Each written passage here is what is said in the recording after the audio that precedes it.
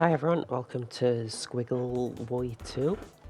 I'm Moth, I'm 48, currently alone. I'll probably be joined by somebody soon enough. And we'll get ready with the tournament soon enough. Looks like we got a bracket of 14 people today. I was considering joining myself, but I think there's a bit too many people for that now. Quite a lot of last minute sign-ups and all that. Let's have a look at the bracket in one moment. Use. Oh, I remember. Do I remember?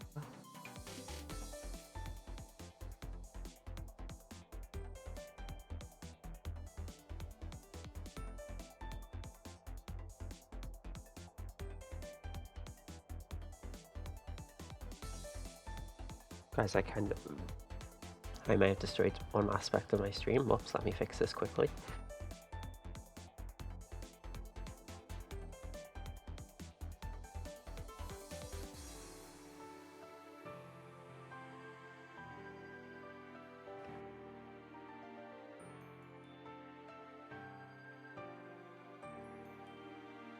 What?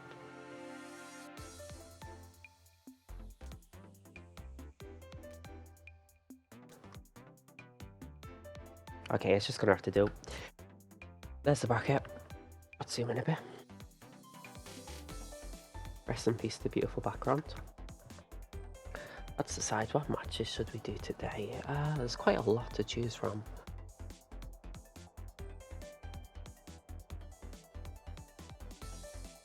Let's see. And I want to do Sasi vs Pixel Dude. I've seen that a few times and it tends to be a good match. Maybe that and Xtarman vs Shadow Pelt. We'll do on stream and the rest off stream.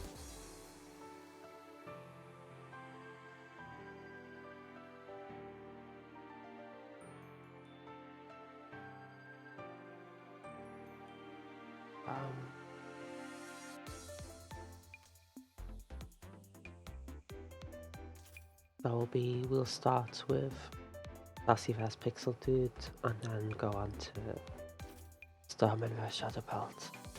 We'll call that out in the Discord as well.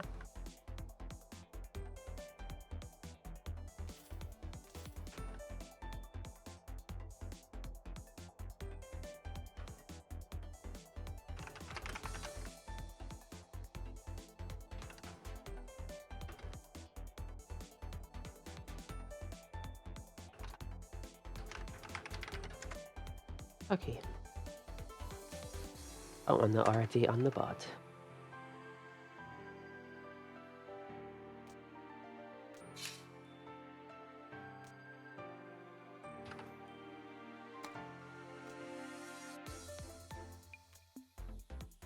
Okay, we should be ready.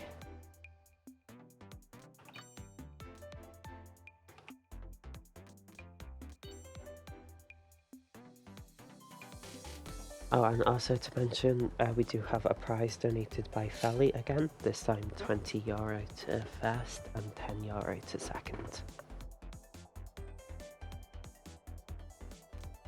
Looks like we'll be playing on the Spell Awakened.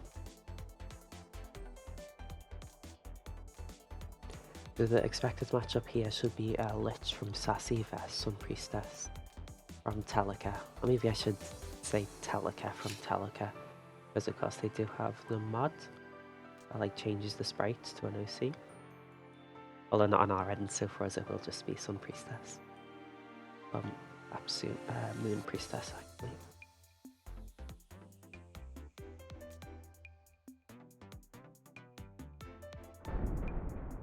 And here we are.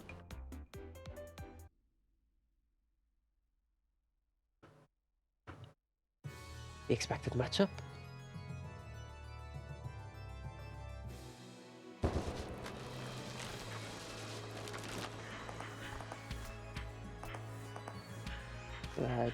Sasi's opting to use flower aggressively.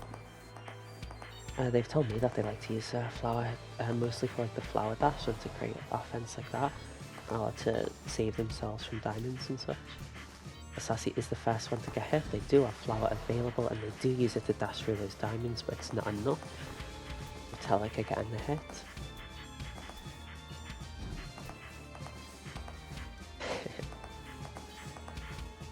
Dispel into triple basic, the classic. This is actually a really strong flower for Sasi. Makes it very difficult for Telika to escape.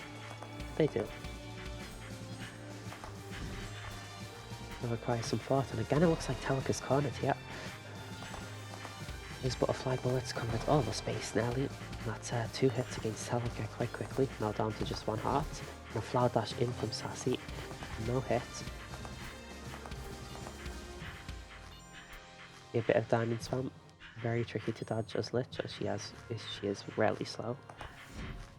The flower dash, sorry, can help there. The walls begin to close in. There's less space for Telika to dodge, as they do get hit there, giving the first card of the tournament to Sasi.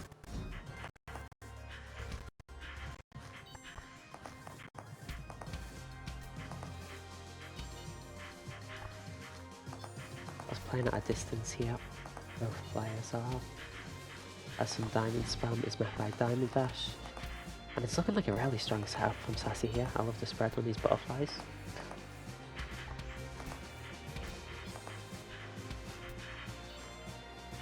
And we see diamond spam. Sasi ups the micro for quite a while before again using the flower dash. Plus when I say flower dash, if you're unsure what I mean, when you tap flower, you do get a speed boost as Lich. You can call that flower dash, like just that. And that's how Sun has her diamond dash. As we see, the spell has awakened. And Sasi is up down to 1 heart. Oh no! I feel like that might be 2 hearts taken against Sasi with a single use of diamond spam. Or a single round, I guess. And a nice diamond dash and some good melee pressure against Sasi seals the second card, but Telika Asteri. Fun name to say.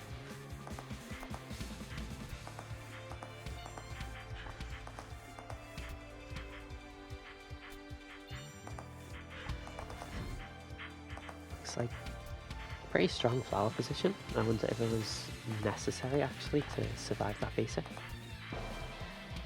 Telika down to 2 hearts to Sasi's 4. Oh, strong flower. The box covering Telika completely, who had to use the spell to get around it.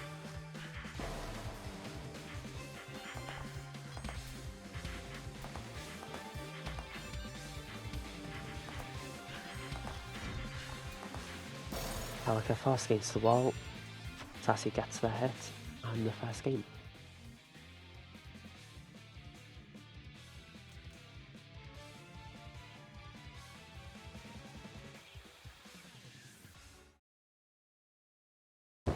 Both players opting to stay. I'm not sure if either of these actually are the secondary.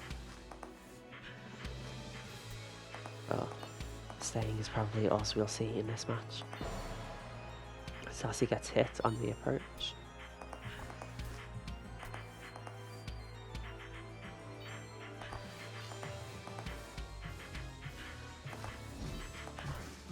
Oh, it's very scary for Telika suddenly. Quite a lot of pressure against him here. Does decide to use the spell. And escape is made a little bit awkward by that flower and wide. And again, Telika's in a pretty bad spot immediately, this time on the opposite wall. Loses a heart for it.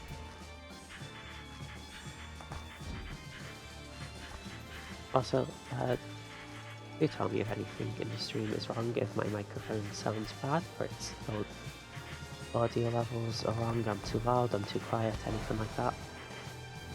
It's something I should be able to fix.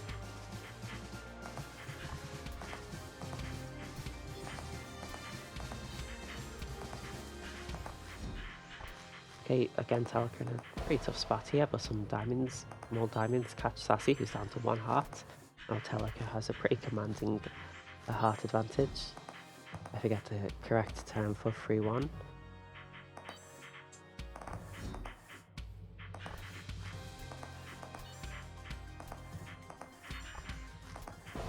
Telika decides to Diamond Dash in there to get a hit quickly, but the revenge basic, the counter-attacking basic I should say, from Sasi caught them.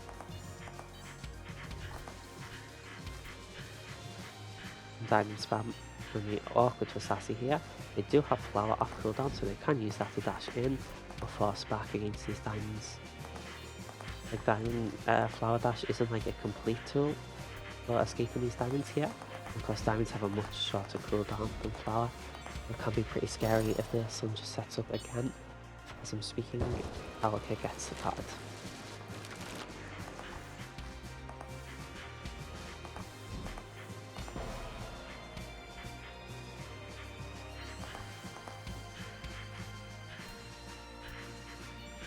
And diamond spam as the spell awakens.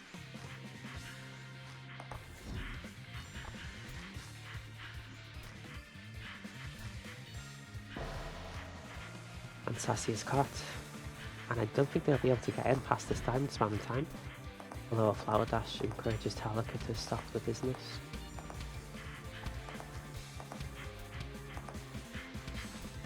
Again, diamond spam, this is pretty brutal. There's just one part of the matchup that makes it really difficult to play as the Lich, I'd say. And again, Sasi's caught, down 1 heart to Telika's 4, and immediately that diamond spam, that 1 round of diamond spam costs 2 hearts, and Telika takes game 2.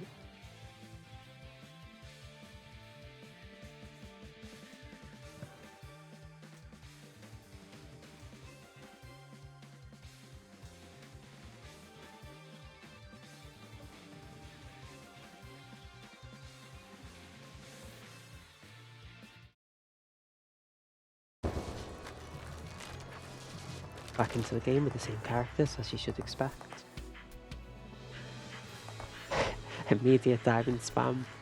Sasi's Flower Dash is not enough, and they do get caught, and the diamond spam is relentless, it's still coming. But Sasi, going forward, does manage to disrupt it in time.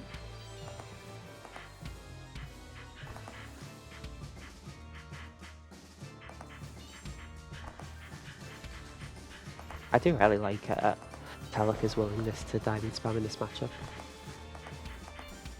It is genuinely just a really powerful tool.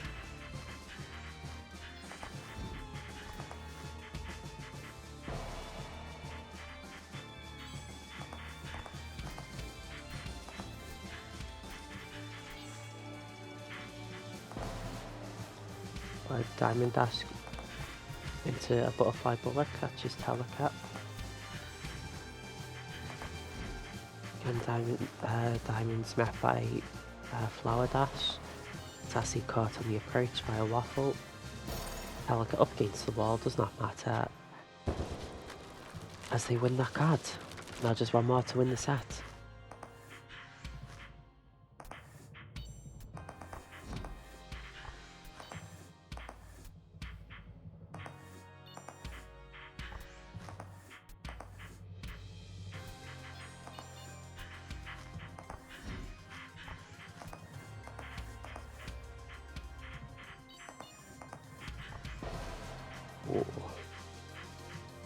Sasi caught by a basic.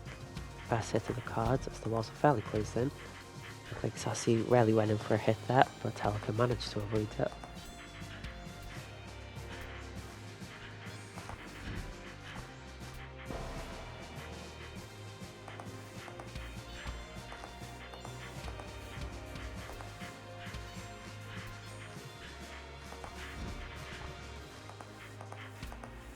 The Flower Dash disrupted the diamond spam.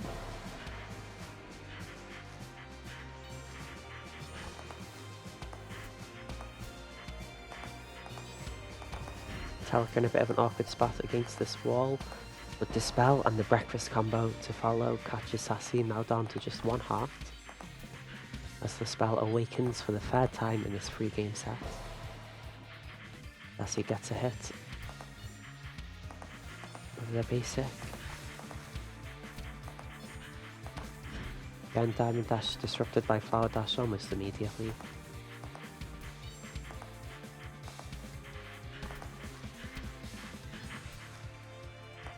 just 2 layers of diamonds that time actually from Telika.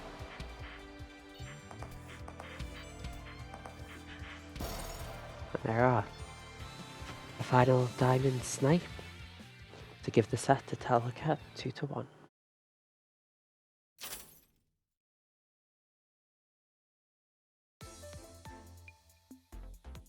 I think I may have undeceded Telika a little bit actually. Whoops. So now we'll move on to Xtarman vs Shadowpelt. I believe it's pronounced Starman. I may be wrong there. I think I heard someone say Starman once.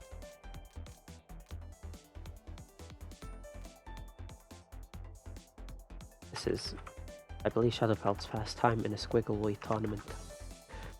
They've got like 84 ATMs. The first ATM they entered was like 3.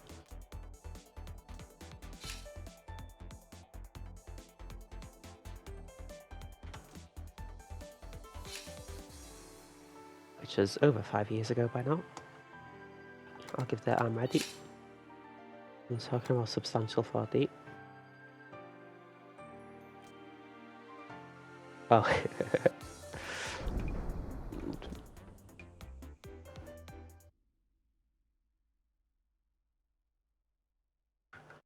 Okay, expected Worm vs Sun Priestess. I do realise in retrospect I picked 2 Sun Priestess matchups to start. Oh well. Okay, Nervy Fire immediately met by Dispel. A very aggressive play from both people here. So far it's resulted in 1 hit either side. Again, Nervy Fire catches the Sun this time.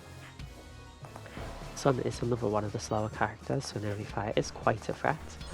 Although her use of Diamond Dash can sometimes help her escape. As Shadowpelt wins the first card with 3 hearts remaining.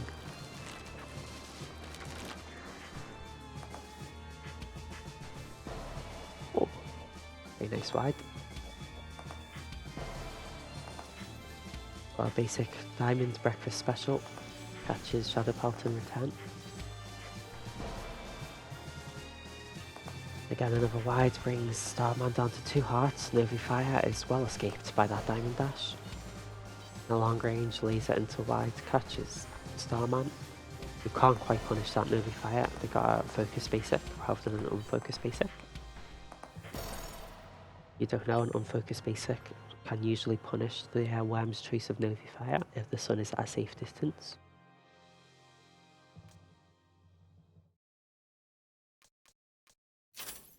Oh, what's happening here? Oh, Xtarman swapping Worm. I believe Xtarman did actually start this game as a Worm player, so it is a character they're fairly familiar with.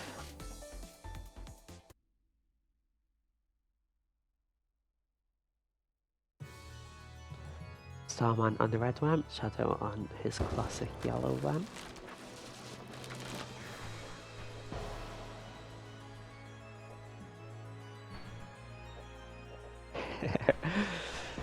It's a dead zoning battle here. Xtarman fast to step out. A walk back basic, catches Shadowpelt. Oh, nice dodge by Shadow that. Yeah, this sort of cat and mouse game. Now we see that as mainly basic, trying to stay in the opponent's dead zone and just getting out of their dead zone, even though the dead zones are the same, and trying to land a hit despite that. It's kind of tricky. Shadowpelt first to get a card with that wide to seal it.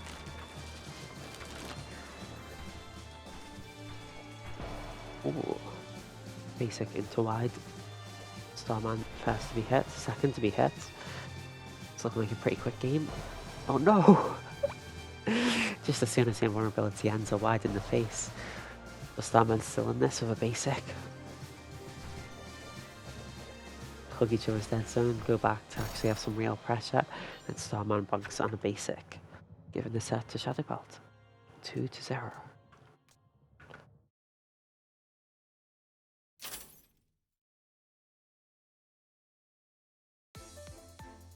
So I think we went all of last tournament without seeing Fally, if I'm not wrong. I think for that reason we should just take a quick break and go to losers and stream SilverSneeze vs Fally, or Agathos as they're called. let's have a look at how things are. In other results, Watcher beat Tonnar 2-0, Haxen built SilverSneeze 2-0, Cherry beat Fally 2-0, and it looks like we're still waiting on Penguin vs Maple.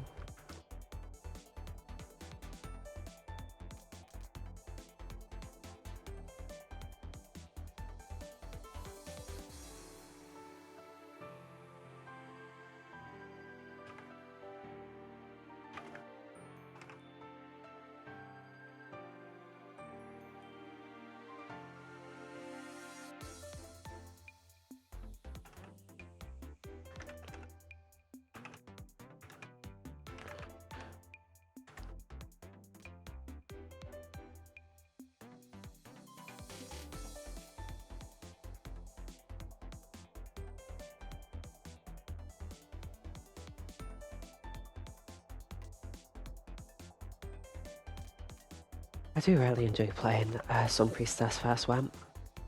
It's a matchup you've constantly got to be on your toes in.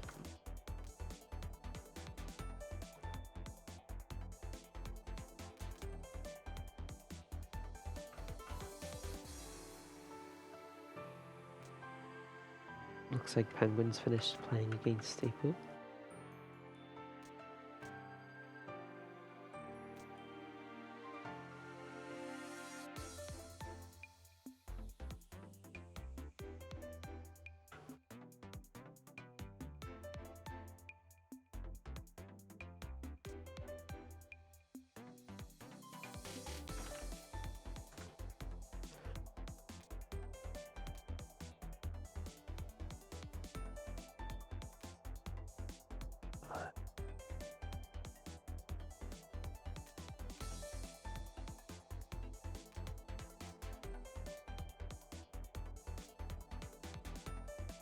Looks like we're still waiting on somebody. SilverSneeze. Oh, there they are. It looks like Fally is spelled without a capital F. Interesting.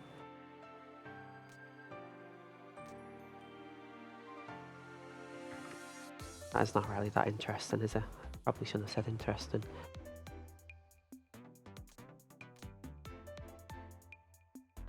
And SilverSneeze has 2 capitals.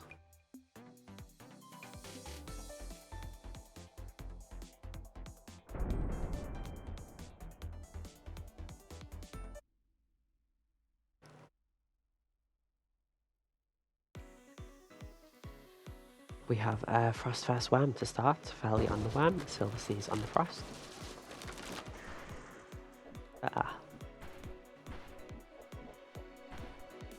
If with a slight bit of nostalgia, as I remember, like one of my first tournament games was this matchup, and the first tournament set I won was this matchup. But that's not too relevant, as SilverSneeze is first to be hit, second to be hit as well, against that basic. Looks like we're both opting to play this at a fairly long range. Fally goes in and gets the wide though. SilverSneeze down to just 1 heart. Oh, tries for the cheeky roll and stun wave, but Fally is quick to react. And that's a flawless card to start for Fally.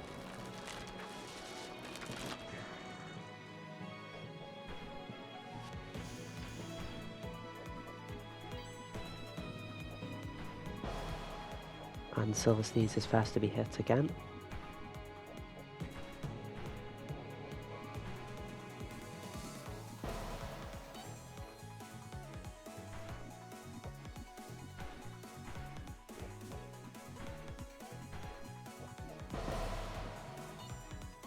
A double hit there, has now 2 hearts apiece. And oh, what a play. SilverSneeze does have the stun parry timing. Not an easy thing. And gets another hit. After the flawless first card, it looks like they may be able to take this one in return actually. Well, of course, it's not over yet. There it is. Now 1 card apiece.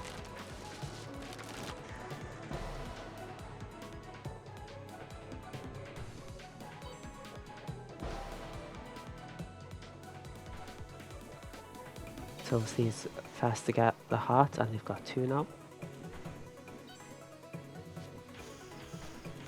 Oh, and a good dodge roll through that wide, and they're rewarded with a hit immediately after. Now SilverSneeze has a fairly commanding lead. Bonk against that wide does change things, and a second time in a row SilverSneeze gets the Novi Fire parry and gets the game as a result.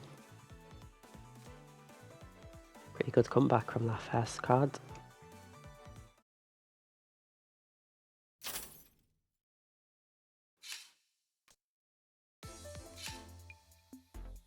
Let's see what's happening with characters. Fally staying, SilverSneeze staying, but we are changing the map. To the Shining Crown.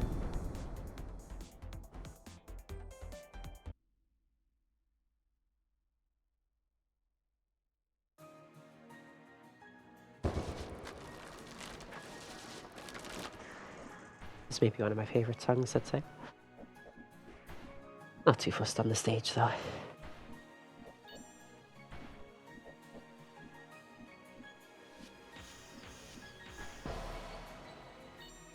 SilverSneeze first to get a hit against Fally. It's opting to play this in a fairly classic style of just sitting back and microing. Because it's pretty scary as the frost worms wide. Or I guess it's pretty scary for every character worms wide.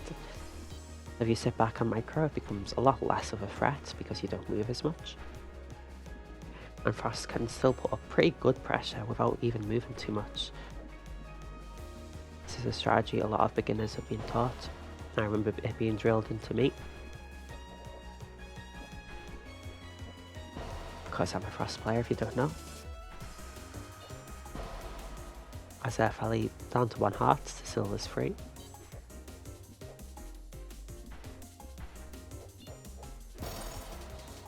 Fally loses the card.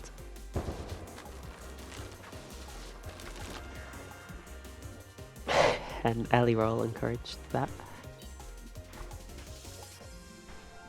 Okay, Novi Fire used, where SilverSneeze was well in safety. Didn't get to demonstrate their parry prowess.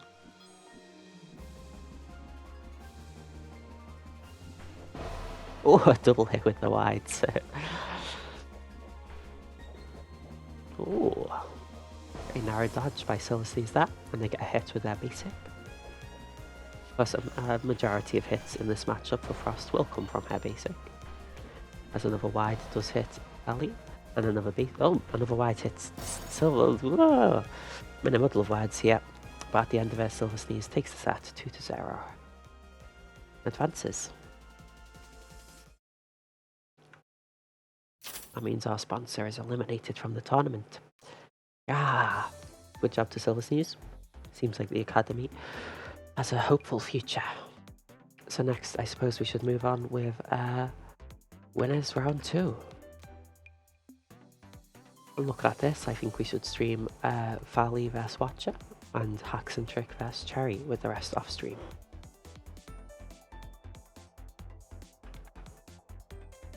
Ah, Watcher, you've got a funny name. Wolfort. I'm not sure you can pronounce it if you take it literally. I'd invite anyone to try.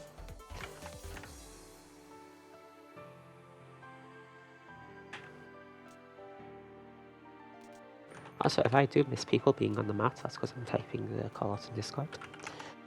I can't look at both at the same time because I have one monitor.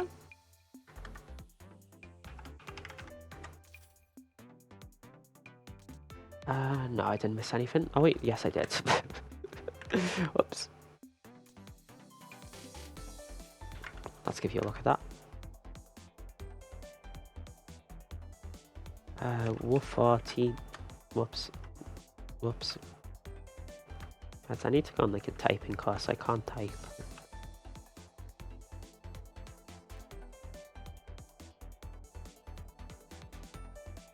Okay. I'm ready. I promised last time we played that I'd let you pick my character. Oh, interesting. So this is like Super Spell Sundays. What was it? Super Spell Sundays. I want to say 4. The reverse character select one. Although I believe there were 2 of those tournaments. I realize I'm talking about things 2 years ago, and most people haven't been playing this game for like 2 years. So, like, I don't know how many people remember Super Spell Sundays even. Oh no, we had one recently, didn't we? There's an old tournament where you could pick your opponent's character. Which is sort of what's happening here, as Watcher has picked. Who has Watcher picked? Who did Watcher pick? Watcher has picked Lich for Fally. I think that's a good pick. I've played against Fally's Lich. Well, they still win, but maybe slightly less dominantly than normal. No, Fally painting Tender Rest is like our mascot. Fally opting not to pick painting Tender Rest. Despite the painting in the background being of painting Tender Rest, this is so sad. Wait, isn't this the one Fally said don't play? No way. Watcher with the disrespect. Of course I am joking, I don't think it matters too much. It's probably an honest mistake. What was that wall at the top because of that wide? It has disappeared now, so no, it's not. Fally, why did you recast wide? Just to make me look like a fool. Okay, Fally has been hit here, but so has Watcher, as we're 3 hearts apiece to start. It's a pretty strong wide, and Fally goes immediately in there, very scary. And doesn't even really do anything, but Watcher is encouraged to walk right into that wide. Just the presence of Fally is scary enough. Is of course true. Like, just being in someone's space and threatening options is oftentimes enough to scare them into doing something bad. Because they have to play around like what he could potentially do. So Watcher's first to lose a card.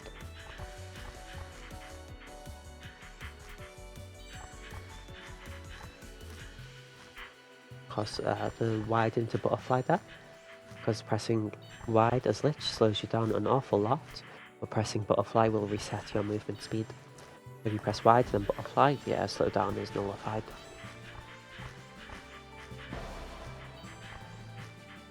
Let's watch bonks that down to 3 hearts, and again staying quite close to that butterfly and perhaps caught surprised by it. Probably opt them to stay perfectly still. The second they move they die. Maybe staying perfectly still is the strat.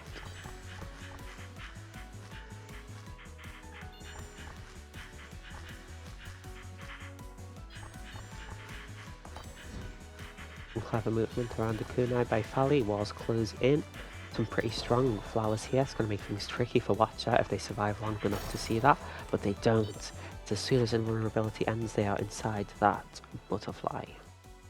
Giving game 1 to Fally.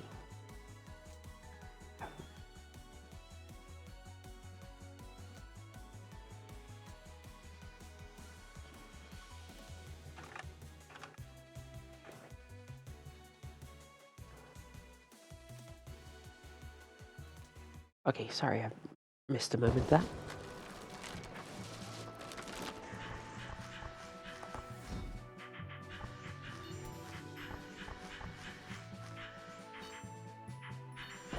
Oh, Watcher panicked, overcompensated a little bit on the dodge. Gets a hit in return. Oh, Watcher finding the narrow gap underneath that basic. But are there any gaps here? Watcher elects to run to the wall. Oh, some good dodging by Watcher there. But seems very scared to move through this ring of wides. And again, went back to the wall. Now Fally looking to capitalise, but Watcher vanishes out almost immediately and gets a hit in reward. Pretty aggressive butterfly placement by Watcher. Moving vertically while all the others will be moving horizontally will make things pretty difficult if Watcher decides to stay. But they do use Vanish to get to the end of the screen, but there is a butterfly of a similar style at the other end. So now we've got a square set up from Fally almost, although one of them has disappeared, and that is the end of the card, so nothing of that matters now. I imagine the square setup is pretty good. You know, basically wherever you are, you're going to get butterfly bullets coming at you from a lot of different angles. Hood's butterfly? Hood has a... Did I say that? Whoops. Oh no, this flower! It's not terrible. Oh no! I was not sure if the vanish was enough to cross that there, but it was in the end. Oh no! Give him some space! It's over. This is the execution. Rest in peace, Watcher. Oh no, they survive! Never mind. That's a 2 out of Fally. About 2 in my finger. Just to immediately take the screen away. Whoops.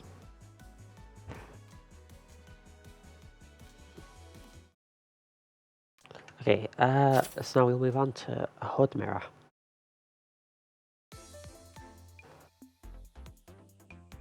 Which will be, I should say the names, Haxentrick vs Cherry. Are there any other hood mirrors that could have been? It could have been technically AxemJinx vs Shadow Pelt, although if that played the hood mirror, I would be very surprised. Never mind, that game just finished. Axem wins 2-0. Oh, there they are. I didn't even see them. Axem... Oh yes, I guess right. I'm gonna give them the arm ready.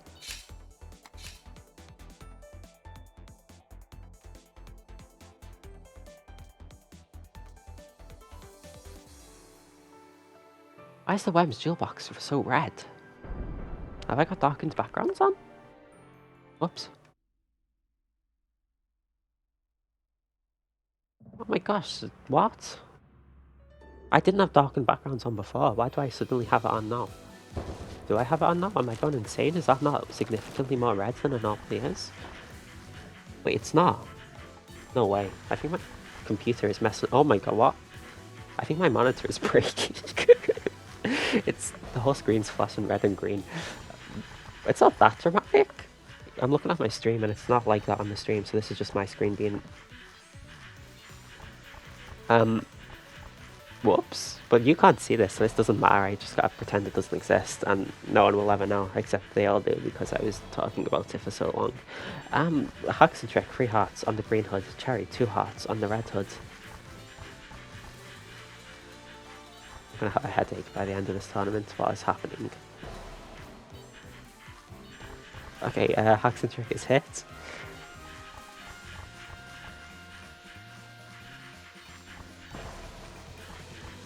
It's the commentator classic to say that this matchup is very hard to commentate because I don't really know what's going on. But Cherry loses a card. And this time I got the added challenge of flashing colours on my screen.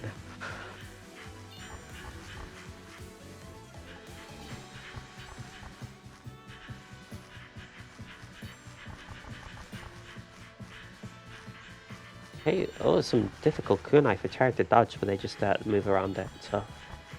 Why is Haxen holding onto this basic? Let go! Let go! What are you doing?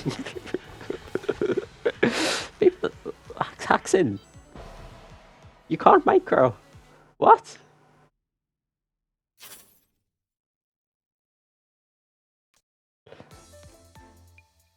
What are you doing?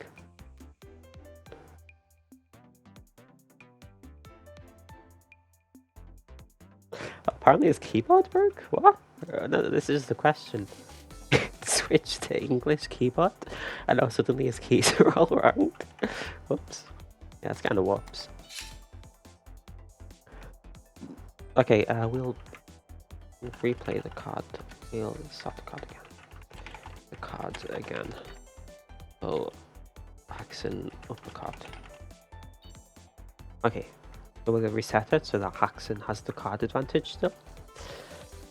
No. That's a bit too much, I think. Like, because if you start getting into hits, you probably got to get into nuance of, like, positioning and stuff. Like, if the Lich has a good butterfly setup. And that's just too awkward to think about, I think. And, like, whatever it's a hit, but, like, you're about to die. I don't know, it's just kind of messy. No! I was looking at... Okay, to be fair, I was looking at this. I thought this was Cherry, and I was waiting for Haxen to get up to this mat. I misspectate. Okay, I can't even... There's no one here. I'm alone, so we can't even get radio commentary off anyone. I can imagine it. Haxentrick hits Cherry with a basic. It covered the gap perfectly between kunai. And oh no, he runs into a wide immediately afterwards. Both players often to play at long range, pressing kunai on basic, and sometimes wide. Is that a vanish I see?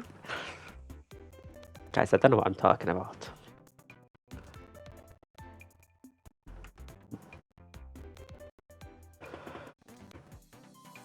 Okay, Penguin the second is opting to stay. This is, broad coverage of this tournament. Telika opts to stay. What does this say? Penguin said stay first, so perhaps they won the first game. Or maybe they just always stay. So they said stay instinctively, because sometimes that's what you do. So we don't really have any information other than that at least one game has passed. Unless they're trolling us, in which case no games have passed.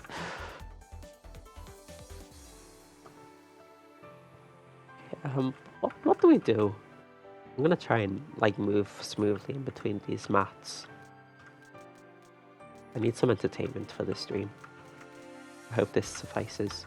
I'm playing on keyboard, so if my movement looks bad, it's because it is. I'm a controller player normally. Okay, Cherry Apps to stay, so they won a game. Okay, we might actually get to see the rest of the set. Yeah! Okay, so Haxentrick won a game. Okay, is there a thank you emote? No, but there's a no thank you emote, that's not useful. Thank you.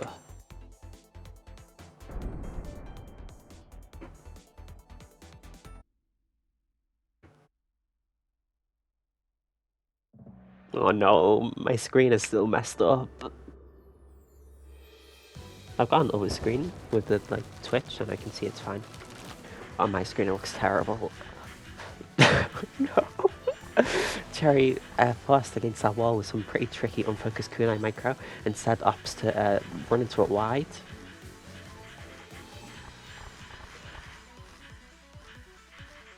Ooh, very good movement from Haxentrick there.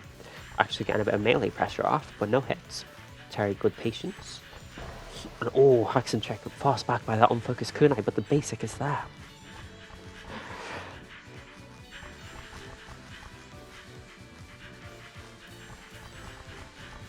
Okay. Oh, some good... Not some good micro from Haxentrick.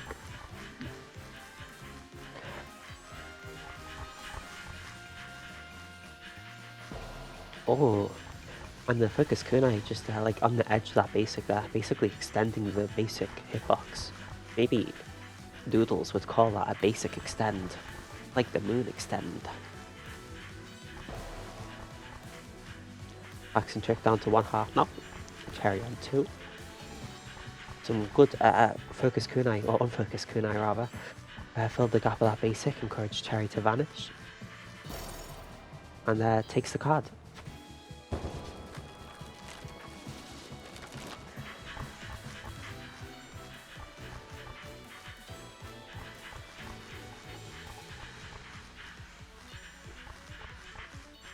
Haxentrick opting for an offensive vanish there and gets into a really good position to sort of hit at a radically different angle. The basic and the kunai, one vertical, one horizontal. Made it really tricky for Cherry and it does secure a hit.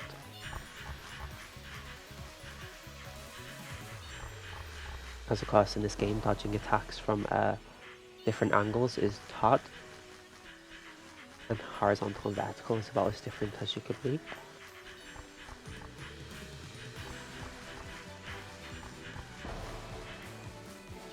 Cherry up against the wall gets hit. Oh, Haxentrick is very strongly encouraged to use Vanish there by some strong pressure from Cherry.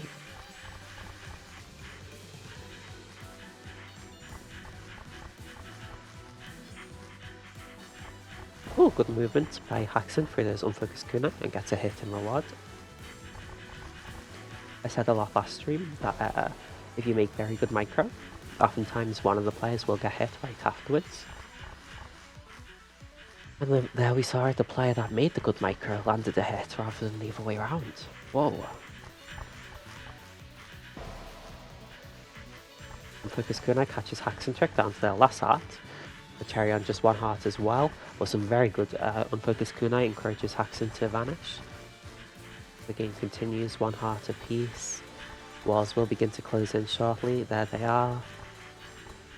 Kunai coming down, Kunai coming across. Basic to catch Haxen. Bring us to game 3.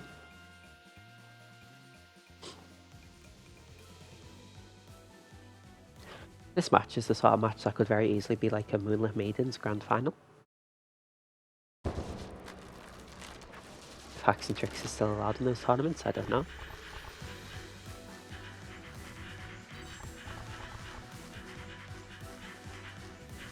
Looks like Cherry's up against the wall once again. Managed to micro, perfectly fine so far though. Oh, it's tricky from Cherry, but they manage. Oh, tricky from Haxentrick, decides to use Vanish.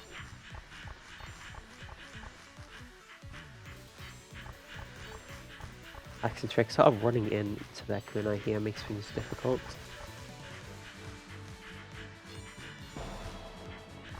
But again, a good, very strong basic there. Combine him with the kunai to get a hit against Cherry.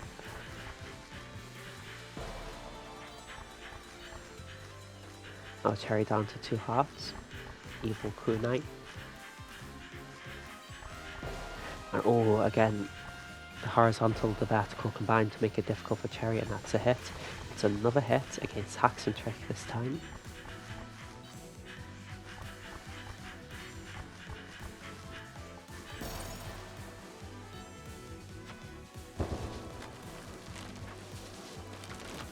So we go into our second card. Cherry loses the first. This last game. Haxentrick caught on the approach by a tap basic.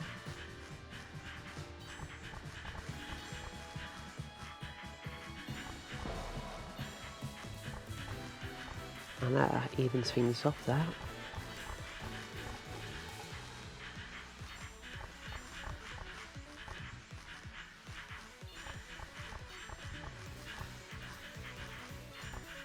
Walls begin to close.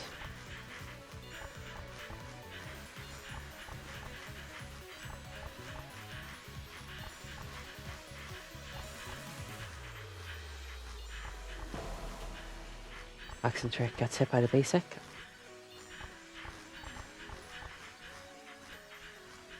I do apologise, my commentary is slowly getting worse as my head starts to hurt. My monitor is not having a fun time.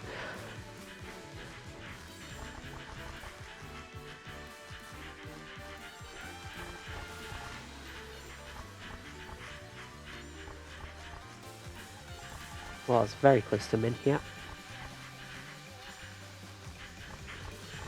And here we go. And immediately we're back.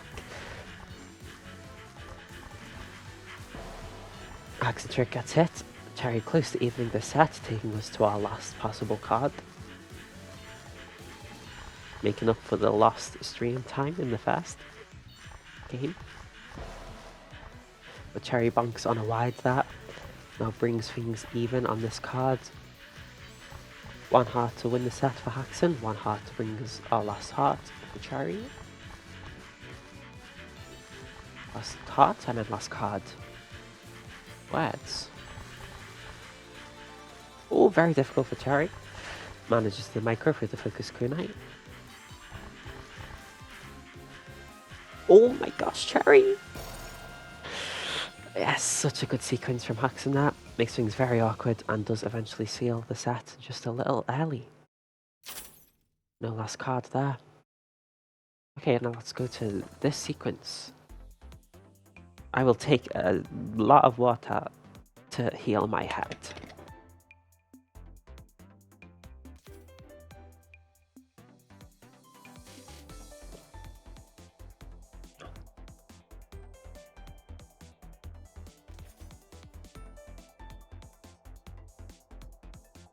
I apologize if you can hear me drinking. I will mute my microphone actually.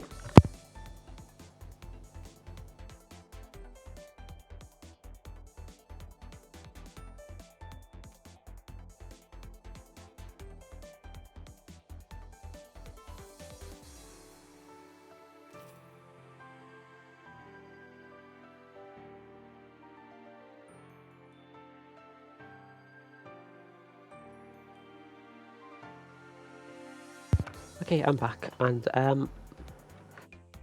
looks like we actually have Celie waiting to join us for commentary. Okay, I'm fine. Hello. Oh. Hi. So we just finished winners round 2. We'll be moving on to losers next. Are you Yes. in the game? Yep. Who will we be watching first? Let me have a Such quick look. exciting step had between, I guess, two hood mains who learnt the game in just 2 areas slightly apart. I don't think I've ever seen them play before, actually. Yeah, it's kind of like, yeah, like Haxentrick right as Cherry was like finishing playing super actively. It seems like, yeah. Celie's quiet. Whoops. Sorry, I'll hire you up. Let me double check my own audio because it's normally a problem on my end whenever I'm quiet through Discord. I see. I just have you on like the default, so I'll just whack up that bar. Okay. So I think we'll do. Let me think. I don't think we've seen Tonnar yet, so we'll see Telika fight another Lich. Then we'll also see Watcher fight Sasi with the rest off stream. I'm really excited for that Watcher Sasi set. I will admit I've probably not been keeping a close enough eye on recent developments with newer players around, but those two names, I think I've played both of them at least at some point, and I think it should be a very close and fun set. I don't know what Sasi's hood matchup is like, assuming Watcher is playing hood. Yeah, I don't think they have secondaries, so I imagine.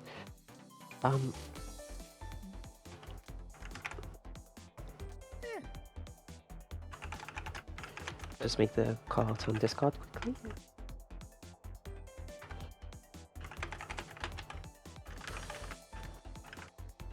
Okay.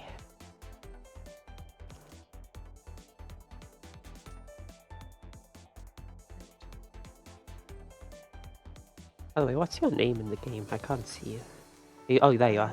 It's your birthday? Yeah. Oh, happy birthday. Didn't know. MS commentary is definitely an interesting present, but it's a welcome one. Oops. Oh well. Oh, both yellow. Hello. It looks like we're waiting waiting on Tonnar, are we, or? Oh, I made a mistake in the Discord call out. Whoops. I said Telika first, Telika. Okay, that's kind of whoops. Whoops.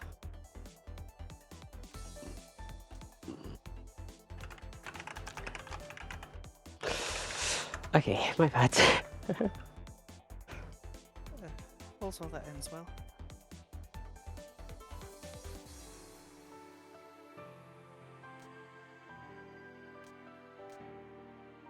So we did actually see Telika fight a Lich off stream, on stream earlier with Sasi. I think I managed to get one game in with Telika recently in tournament. Very, very strong defensive play, at least against the characters I was playing. So, especially versus a Lich, which generally micro is one of your strongest tools.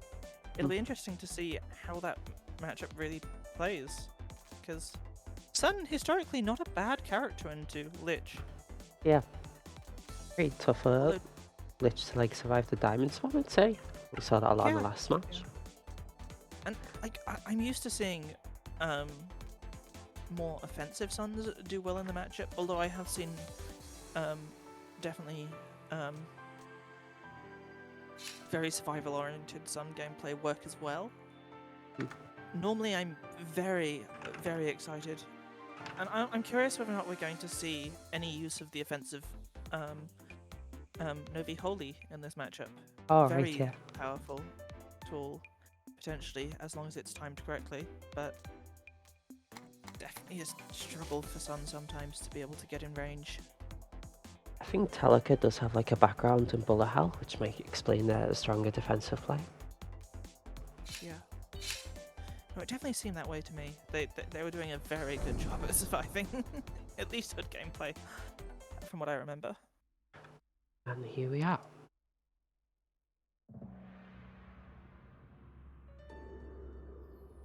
Blue on blue. I'm betting wide first move. No! Damn it. Oh, well-placed diamonds, being able to catch Tonnar there. Looks like Tonnar's going in for aggressive butterfly placement. But I do love these kinds of like lich styles, which don't necessarily go for exact walling, but instead just try and cover as much space to try and keep that pressure even across the entire match, making it very difficult for Suns to really get any strong offense, preventing Minwall's game from approaching. And it seems as though we are walls closing in very quickly. It feels. Yeah, Tonnar did a really good job surviving all that diamond spam. Managed to finally absolutely. get out with the flower dash. Great job approaching through that stretch there. This is definitely going to be a very different dynamic as the walls have closed, but a lot less space for Sun to move around, especially with those large flowers. And also diamond spam, like it needs a lot of range to set up, so that is less of a factor at min-rolls. But that Sun basic is going to become significantly more threatening as the proportion of the screen that's taking up, and really Lich is forced to run into Sun a lot more, potentially making those diamonds ever yet more threatening. And it seems like Telika's taking that first card. Oh, diamond dash away, but the diamonds get a hit as well. Catching Tonnar just on that retreat, trying to escape from close range diamonds, but just getting caught while trying to move away. Walls begin to close in. Tonnar in Some good very wide, some very wide waffle placements we're seeing, I think, from Telika. Tonnar seems reasonably content just to give Telika space.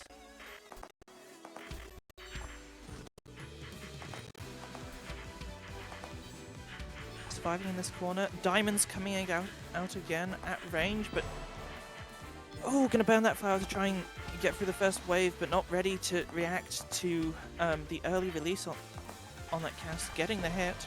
Oh, Even sorry, card though. that time saved by an early hit against Telika as they're trying to diamond spam, and now we're at 2 tarts to 1. Seemingly not wanting to deal with that melee mix-up at all, instead just opting to Novi Holy. Not a bad choice. Oh, but Tonnar's walked back into a wall here against these diamonds. Flower dashes through, but the diamond spam continues. And result in a hit.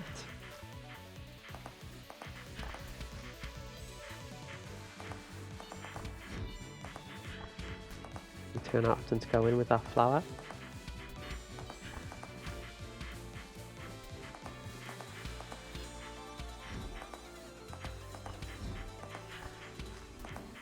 Tonnar does have a good opportunity to hide with these flowers now, but does not matter as that basic is there to catch the game.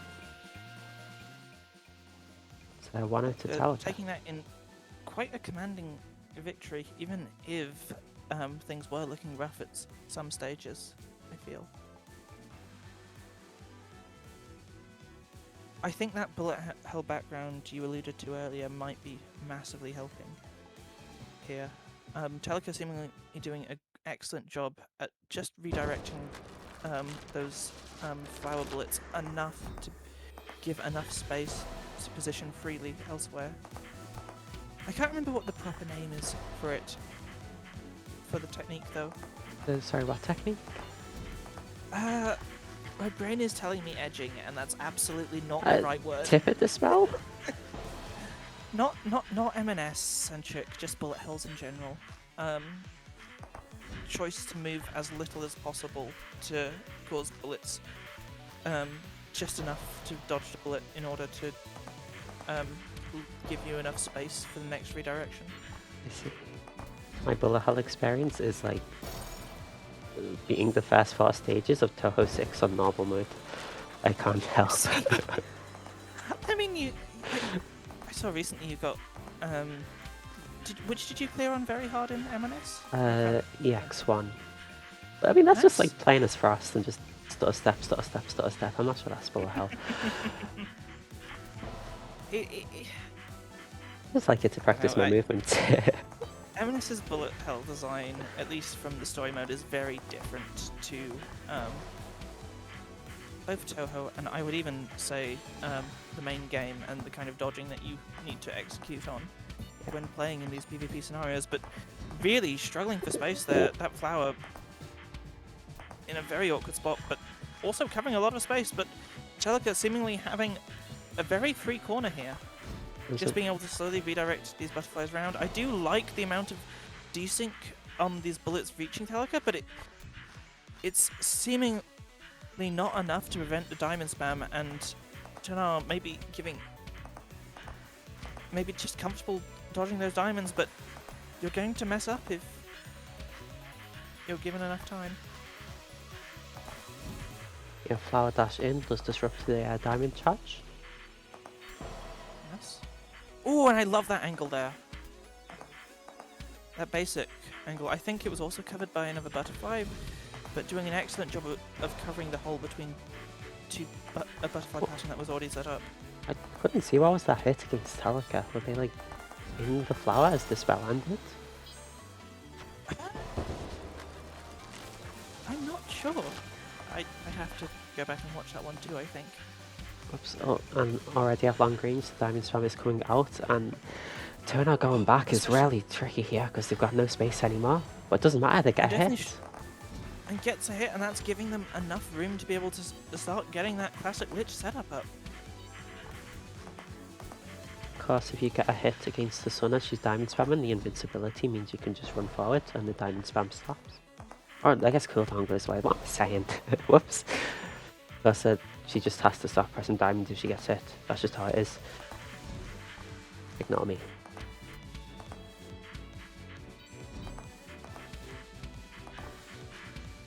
Go back, some pretty strong flowers here, but met by diamond spam.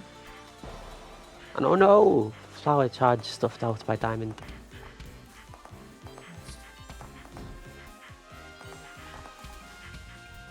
Defensive tap diamonds are always such a threat in this matchup. If you're not ready to react to it, it can be really, really scary to be able to get that immediate dodge in line. You never know quite where you need to stand if you're not very experienced at it.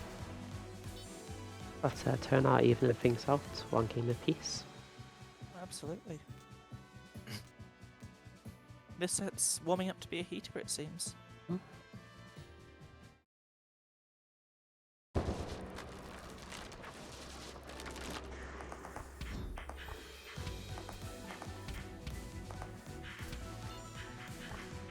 Again, things start with diamond spam, and are forced quite back here. Opts to use flower, but it's not enough, and they're back in the space, but the butterflies finish the job and prevent any more pressure against Tonnar. Oh, the breakfast as the dispel ends. I really like that butterfly setup there, with just some well-timed basics that could close off a lot of options.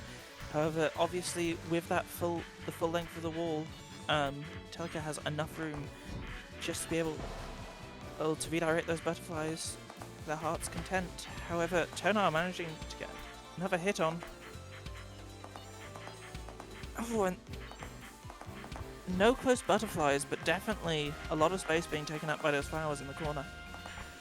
That said, that flower seems to be like it be about to run out, and there's plenty of room now for Telika to reposition with that diamond spam, bringing things back to even.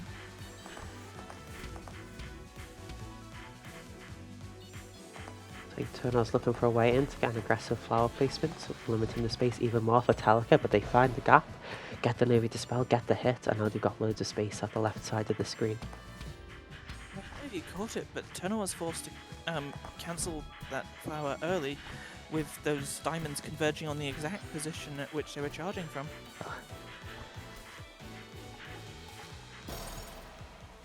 Fast And card. that's the first card to Telika. It's a shame we can't see Telika in their modded form when we see them play. Got the standard Moon Priestess. Oh, have you seen the modded sprite Telika has? I haven't at all. Okay. I need to catch up with what's going on in MS General. But Telika has I'll like take your word for it. a resprite of this character with her like OC, which is actually called Telika Asteri as well. Oh, cool. Right.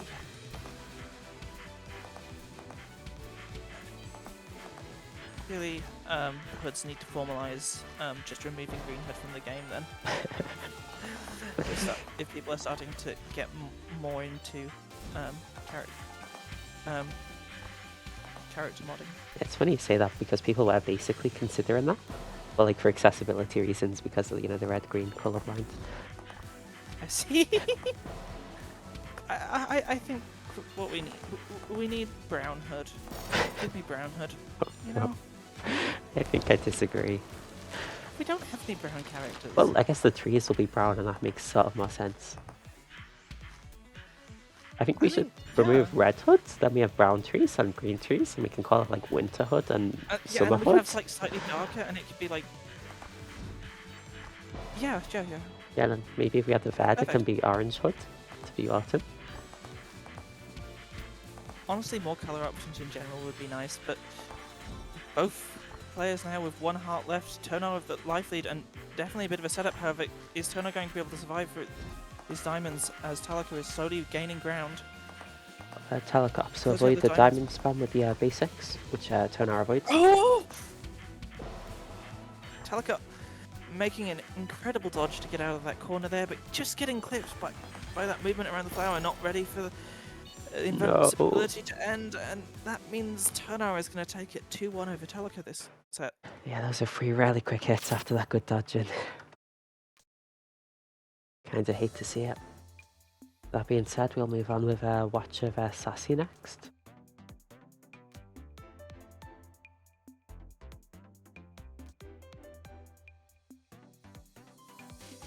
I should add you to the thing that says commentary.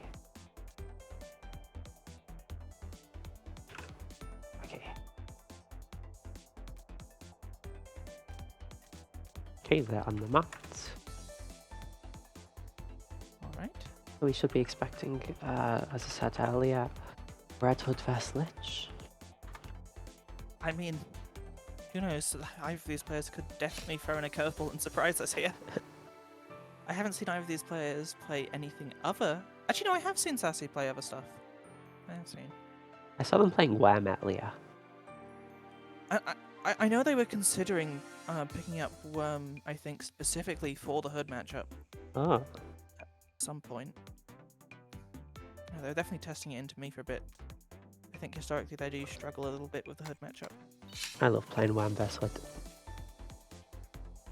Oh. Yeah! It's definitely an experience. I just run in and press Novi Fire. You need to be confident at approaching Hood to begin with, though, and being able to get through Hood's continuous pressure is definitely a skill set that takes a while to learn. Yeah. I mean, like, if you don't care about winning, you just run in and press Novi Fire and hope for the best and lose, and it's really fun. But I don't think that's a valid approach, maybe. At least in this setting. That still is. Maybe in a casual setting, maybe not in a tournament setting.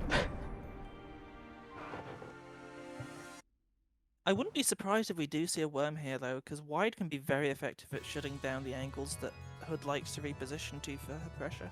We are seeing the Lich.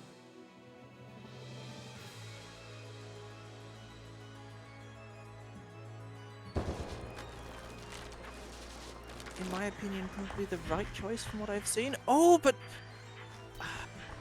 Dodge is really narrow. Kunai did not get caught, did not get eaten by that flower on my screen. I don't know what it looked like for Sasi, but... Yeah, I think it's definitely something that's... I think Flower didn't eat it, but they just microed it like really closely. Yeah. Oh no, it's 2 quick hits. In Sasi. And a third. And approaching in very dangerous territory there, being caught out by the cone with the kunai there to cover, but walking backwards into those lich butterfly type bullets, unfortunately. Or fortunately, I suppose, for Watcher, 'Cause that it will be a very quick card. I think Sasi is like a very aggressively hearted player. If they Oh, can't get that, absolutely. it's kind of sad for them. And maybe AOS. And I do believe aggressive Lich works into Hood, just the recognition. It's very difficult to be able to pressure Hood as Lich, especially if you're opting for warding style, which is something I've seen a lot from Sasi more recently, I think. Since obviously that DS of Hood just is a full get out of jail free card, allowing her to reposition wherever she wants on the screen at a given moment in this matchup. Right. Now as the walls close in, I guess that's less of a factor because like so much of the screen will just be littered with bullets. And with so many close butterflies, it's becoming increasingly difficult for watchers to be able to find that space to be able to get some of the angles on basic that could perhaps cause Sasi more problems. And definitely cause problems in that last card. Oh no, a vanish into a flower or a wide. A Sasi runs into a wide in repayment. But wide will forever be the boogeyman of M&S. It's not good, but like, it's good, you know? You just ignore that it pressure on your exists. position, but it's bad pressure. You just ignore that it exists and then you get hit by it and then you're reminded that it exists. Absolutely. And you can do a lot of interesting pressure in between it. Yeah, like Especially in like close range and setup. putting kunais in between the gaps and stopping approaches and all that.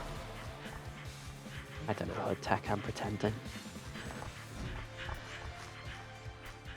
It seems Watcher has managed to take a very early lead this card. I'm curious whether or not this will be a trend we see for the rest of this set. If the game goes on, is Sasi going to be able to take advantage, or are we going to see a very early wrap-up from Watcher being able to play at that maximum walls, giving Sasi less ability to really choke down on Watcher's movement here? It's a pretty big flower to start things. Pole position near the centre of the screen. Still enough room to move through the walls on either end, but I don't think Watcher's really interested there with the current pressure on that side of the screen. Perhaps looking for a rotation here as the wide positioning has made it so that bullets are less dense on the other side of the screen. Ooh. Good micro from Sasi there, being able to just avoid through the unfocused kunai. And suddenly there's not very much space with Watcher because of that flower. Absolutely, and this is a very difficult position for her to be able to survive, and definitely still a survival position, something Hood can play in, but significantly harder than it was when the walls were wider. The Watcher's been hit twice. 3 times. Oh, L shape of butterflies here. Only one has vanished, it has disappeared. My poor L.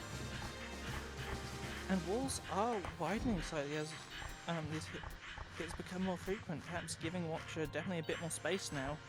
Seems they're a bit more comfortable dodging in here, but walls closing in again.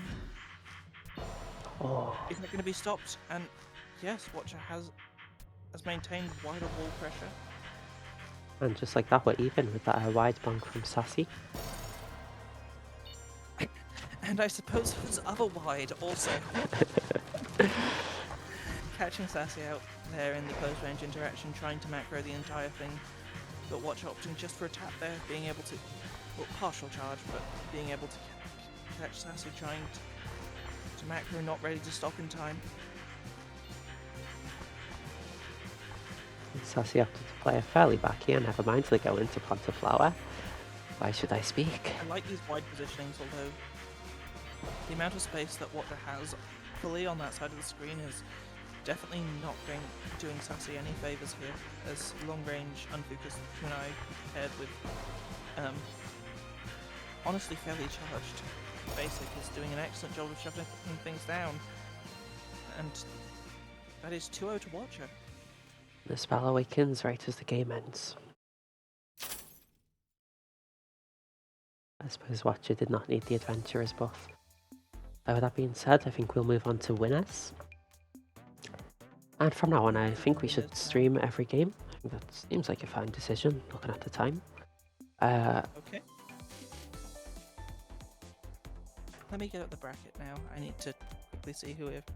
So I think we'll start with AxemJinx vs Penguin, since we haven't actually seen either of those two yet. And then we can move on to Fally vs Haxentrick.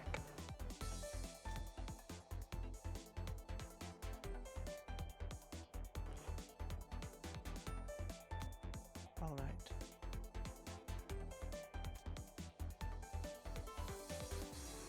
I don't think I've seen Axem play recently, actually. I think Axem's been a bit absent from recent tournaments. I don't know. I don't think they were at the last Magica or the last Squiggle League, so I guess yeah. All our time zones I think align really badly, so I kind of never see Axem in casuals. Fair enough. That said, I'd imagine with how much I see Penguin playing late at night, surely Axem and Penguin have had at least a few games. Definitely, I'm assuming we're going to see Hood Frost here. Definitely a matchup that probably should be Frost favoured. I don't know how you feel about it these days with Hood meta advances, but I think Frost is still favoured, but definitely. I don't think it's as terrible as people used to say when I first started this game. People used to act like the Frost could never win, why she was terrible. Or never lose, sorry. People were very doomerish back in the day. I think that's honest. I do believe Hood does have some valid counterplay to Frost, but it can be difficult to be able to box Frost out. However, if you do manage to successfully box Frost out, you are in the effective range for Hood melee. And with that slight movement speed, if Penguin can do a good job of leading Axem here, we might see... we see the Hood mirror. Playstyle Penguin will be opting for. I wonder how Penguin feels about this. Yeah. I wonder if Axem knows about Penguin's vocal part in this matchup. Definitely very vocal about how difficult this matchup can be for them. I'm not sure what happened today, but my monitor's like really struggling, especially on this stage and this matchup. And the screen's kind of just flashing red and green a lot. But it's not on the stream, so I guess it's fine. But my head will, hey. Sorry. Penguin catching Axem out there.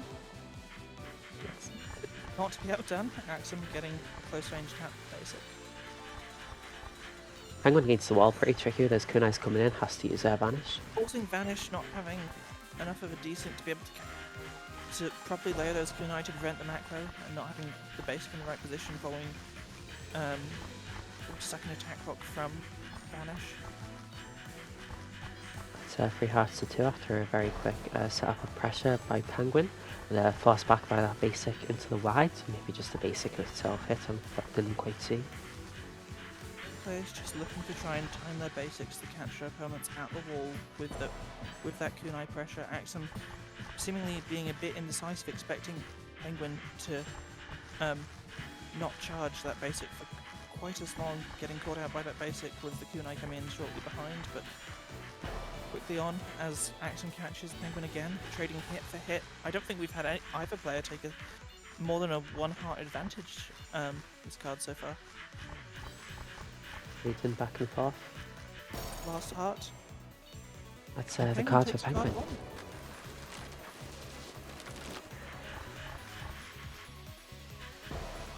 Start things off with a basic against Penguin. As we continue the tradition of swapping hits. Absolutely.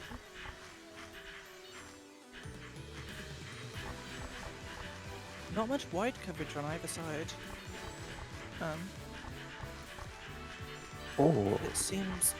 very good pressure there from Penguin, forcing out the Vanish from Axem, as Axem's desperately trying to look for a good trap here, but perhaps struggling a little bit to find this. Getting some great angles on that kunai, but catching Penguin's movement out there is more unfocused kunai. So that's a 2 heart lead for Axem, actually. Never mind. Still, it's the first 2 heart lead we've seen all game. It's immediately disappeared. Reclaimed by a 1 heart lead. Oh, 2 It's hearts. interesting to see how these 2 players are opting to dodge Hood's pressure. I feel as though Axem is opting to dodge and position their offense in relation to Hood's pressure. I feel as though Penguin is opting for a lot more macro in both offense and dodging style, whereas Axem seems far more content to just stand through the pressure and try and micro in the hopes that perhaps they can gain an offensive advantage there. So far, I think Axem's been struggling to really close Penguin in, but very even game we've got, so clearly something's working that I don't immediately see. Walls begin to close. As Axem is hit twice. 2 hearts to Penguin's 4. Almost catching that with a simple tap basic there. Ooh! The shimmy back and forth to dodge the unfocused kunai from Axem there was really good. I like that unfocused kunai. I'm forcing the vanish out from Penguin, but Axem on 1 heart. His final card. Okay.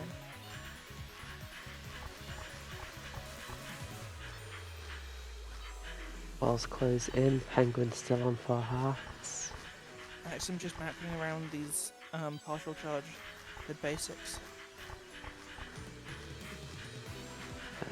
Both players looking for some kunai.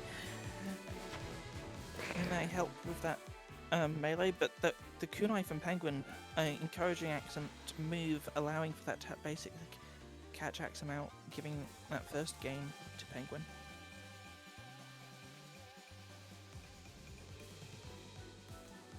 Oh, Axem does opt to say Frost. Change Frost, sorry. We will be seeing the matchup you was talking about. It's definitely a matchup I've seen Axem play a lot of over the years. I have not seen this matchup played recently though, I don't think. Apart from yourself. It's so few Frost, it's so sad. We manage. Frosts. I mean, there's a lot. I think complain arguably because you could say Frost used to rule the world, so... There are so few players in general, I'd say. There are about as many Frosts as there are Liches, no? Yeah, I guess that's fair to... Oh! Stun in the corner. Penguin does like to go in corners because of his tap basic angle, which is like really funky in corners. But he does get punished for that. Yeah, I think corner is definitely a very hard position to play. If you're Hood into Frost especially, is a character who's specifically trying to corner you and force you into a strong effective range for their basic mix. Obviously, Hood is not a bad character in that mix, but with Stun Wave on the table, that can be an easy way to force out to vanish or actually get a hit. Axem's playing this extremely aggressively, just trying to force every hit, and it's a really quick card with Axem on 4 hearts. Very clean card indeed. It's awesome, good mix, and the vanish called out, but Penguin survives anyway. It's a strange interaction. Not sure if that was a Cade Stun or was that weird frame where the vanish sort of still has. On my screen, Okay. At least. But I don't think it's frame perfect. It's too frequent to happen. Okay. To be Just really frame perfect, but the weird situation, then I guess. I don't know what to call it. I love that stun. Perfectly timed, waiting on that roll so that the stun could actually deal with the kunai pressure. As if Axem had gone in any sooner, that those kunai would have been there to punish the stun attempt. Excellent patient, but as we move to Minors, that's arguably an even harder position for Hood, with less room to move about, but obviously Frost also struggling with less macro options to be able to approach through Hood, but dodge roll always an excellent opportunity to be able to try and close that ground.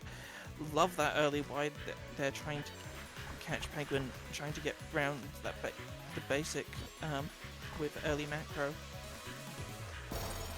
Oh, it's the wide overlay in the basic as Axem rolls in and gets the game really quickly.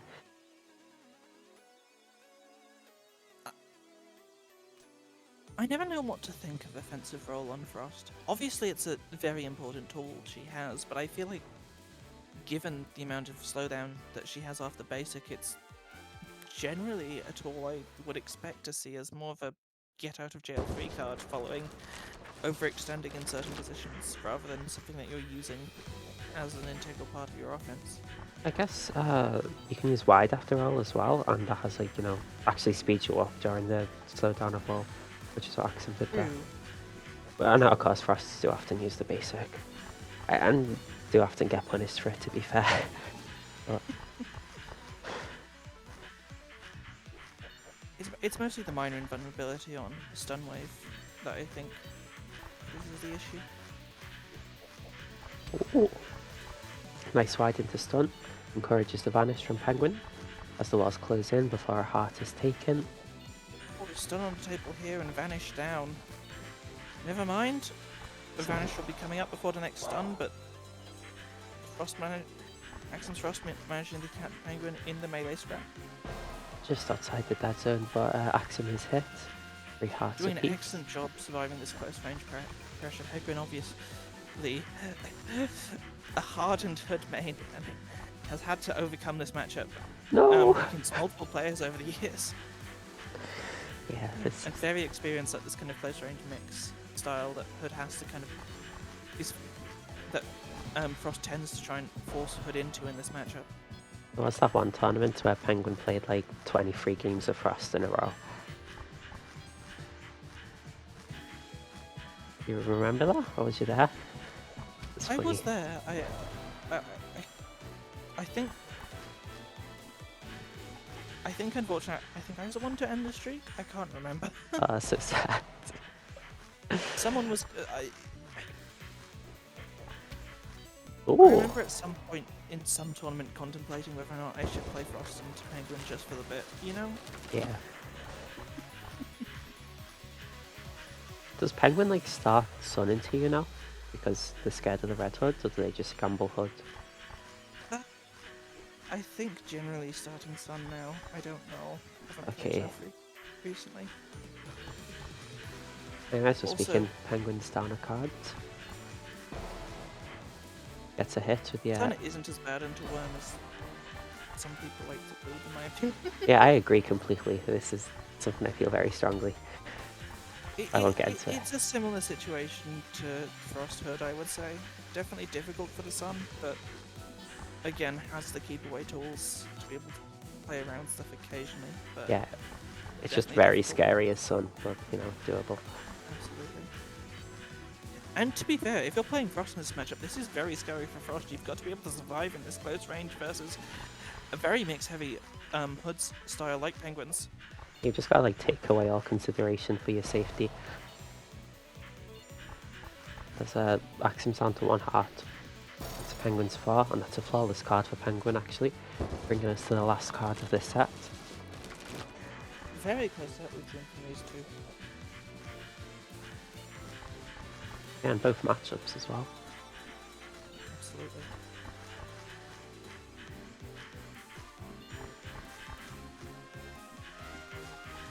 Roll doing an excellent job being able to cut through that anti-macro Penguin's trying to place down, especially as a frequent tool. But I think Axem here potentially just looking to stall the min-walls from what I can tell. Yeah, it doesn't seem like there's been... Oh, there's an approach. There's the aggression, but you don't have to. As long as you can threaten and condition your opponents to be scared of the aggression, it doesn't matter if your bursts are infrequent. So we are min walls here. Axem's fast to blink. Big game slowdown on my end there, but Oh, Axem leaving that micro to clear so late. unfortunately not having stun up in that interaction where stun would have definitely guaranteed a hit there. Oh, plus done met by Vanish. As Axem rolls in, we're playing a bit of a dead zone in game here. Yeah. I think Axem definitely just looking to try and dead zone Hood pressure while Vanish is down, forcing Hood to try and move away and perhaps being able to catch stuff out with those difficult basic patterns. And again, Vanish is off cooldown because of that stun. 2 hearts apiece. Cooldown advantage Interesting goes to Axem.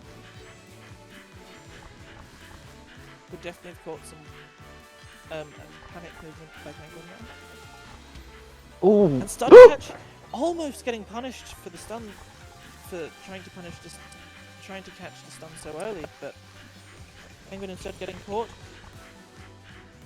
That was a moment later. This winner's life, Penguin on the line. Axem's still only, but Axem only 1 hit ahead. 2 hearts in this game does not mean much, as we see it even things out. 1 heart apiece on this last card, but Vanish is out while Stun is up. That could be tricky. Panic Vanish, obviously very difficult with that invulnerability. And they're punished. Getting caught out by Stun. Last heart, the Stun's the one to do it. Axem wins. Very close game. I do hope we get to see these two. I selfishly hope that we get to see these two later in bracket. It was a very fun game to watch. Yeah, that was amazing. 2-1 to Axem. So we'll move on to Fally Haxen next. I'm curious to see how Haxen will play this, because I know Fally and Penguin have definitely played a fair amount.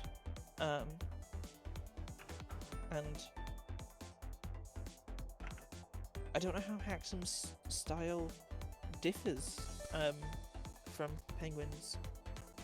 At least I haven't done a clear analysis of the differences recently.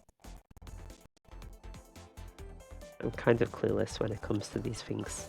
I'm not fast to think as fast. I just put in basic, roll, basic, wide, roll, basic, and I enjoy it very much. I'm going to ask if they can replay another stage, please. My monitor hates this stage for some reason.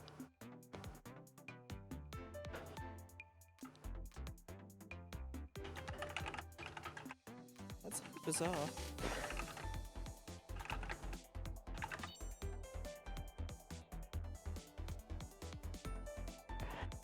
Okay, thank you.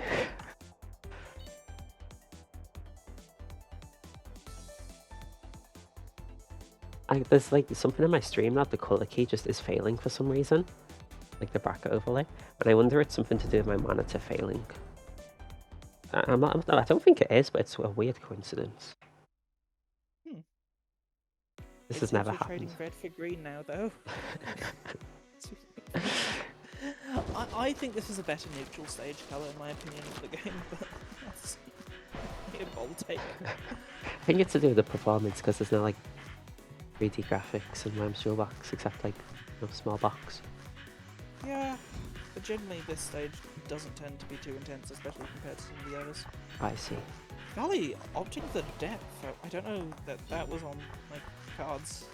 Generally, we only tend to see, which I've only seen Fally really pick anything other than the Arc in tournament against E2. Yeah, I think he has started branching out to trolling a lot of people. Not trolling, he's capable as other characters. Like, you know. Having fun. Yeah. Depth isn't a bad character. Oh, good setup there, but basic vanishes just in time for Haxen to escape. And Haxen actually the harder advantage, but as minerals do seem to be approaching it, and that's going to be definitely difficult for Hood to hold on to versus a depth. And that's a very scary checkmate and basic force the vanish out for Haxen. I wonder what adaptations we'll see in Haxen's pressure as minerals encroaches. Obviously, Hood struggles to. It takes a while to charge basic. Fally's presence is so scary. Just existing in the right spaces. Catching Haxen out a little wide, and now having the heart lead and carrying that into the card lead. Oh. That tap wide is so strong. It almost feels the same role as like frost wide, where it's just there to catch you moving at very close range. Yeah, Oh. My judgment of depth wide has definitely gone down over time, but it's definitely not. It's one of the wides that can hit stationary opponents, so can't really complain.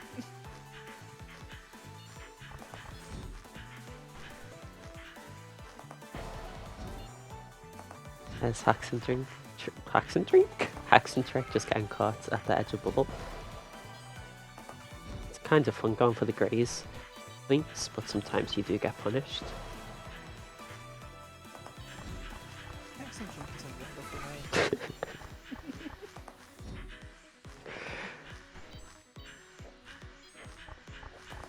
name. Ooh!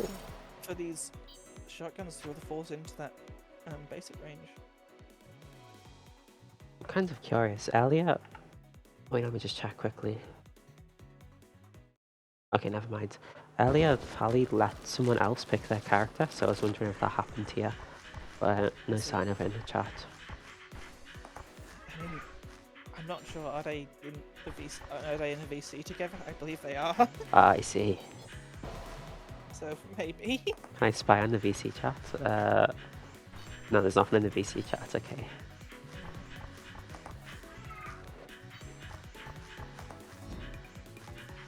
Delayed basic, trying to catch up. Person out there following the avalanche.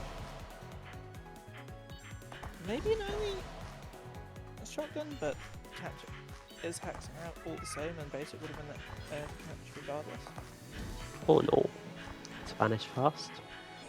Now playing these longer range games versus depth, and it can be very difficult, especially if you're not ready. You're able to find those opportunities to cross up, and this wide positioning, almost forcing Haxen into a checkmate situation there. Fally's playing this so aggressively. Oh!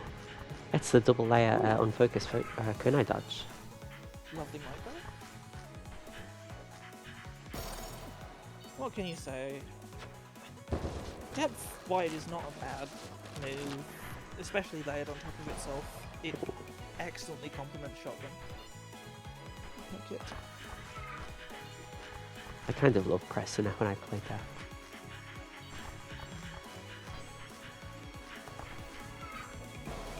Ooh. It's definitely not a typical style of depth, but that shotgun being a forced checkmate with that positioning of the Jellycat had Axem gone down, I believe Wide would have blocked that in time, meaning the movement wouldn't have been able to get around shotgun regardless. Interesting.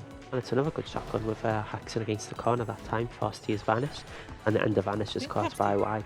Only Oh! dodging opportunity Axem had there was to try and dead zone depth, honestly. That's a quick 2-0 for Fally. Very scary prospect. Okay, so I guess with that said, we'll move on to losers. Well, there's going to be another hood mirror by the looks of it later. But for now, we got Cherry vs Tonnar. I'll call out in the Discord. I'm slightly flummoxed, I'm not used to this Discord as much as I am ATC. Where's the callouts? There it is.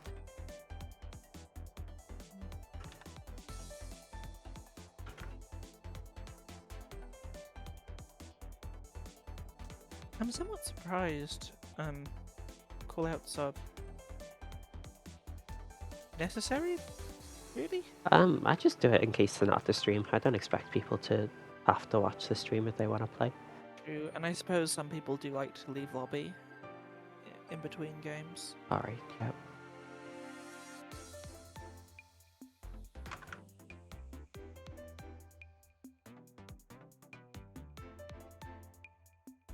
Yes, a lot of the times when I play in tournaments, I'll just like quit the game in between my matches unless I want to play. By the way, I saw your like status before with the cake thing, and I thought it was like a joke, like you were saying the horse is dreaming of cake because it had a little bubble. I thought it was really funny. No, that's Discord status, sorry. Although maybe I am dreaming of cake. I don't know. I keep contemplating trying to get into Musume. Whatever it is. It has a kind of appeal to me. It looks funny at least. I'm going to send you a picture of what it looks like on my screen because it does look like you're dreaming of cake. Well, you probably... I see. Yeah, I don't know why they changed that UI for Discord. It just gives the software developers something to do. I don't know. True, they have They have a job. They they're can't paying just the- sit there. yeah. They have their graphic designers on contract. They've got to do something. Tonnar versus Shadowpelt. Do we expect to see Worm versus Lich here? Worm versus Lich can definitely be very. Oh, you cut out for a moment. Am I looking at the wrong game? No. Sorry, I reacted because it's Worm's dual box and I didn't say anything. But it's fine. I'll manage.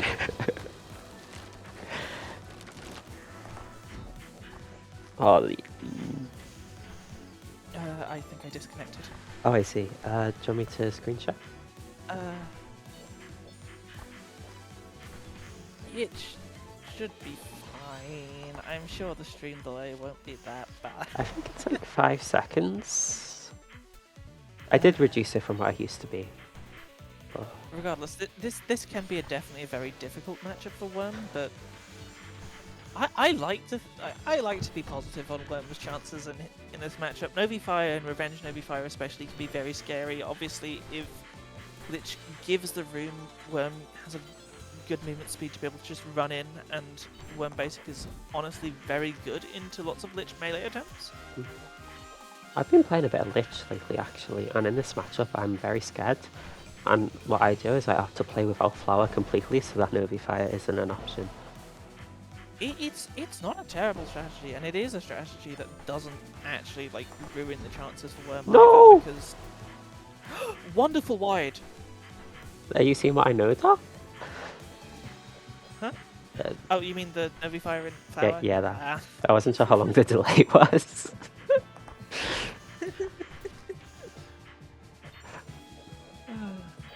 Okay, yeah, Shadowpelt doesn't have much Laser space not at being all. up there to be able to catch that Flower, unfortunately.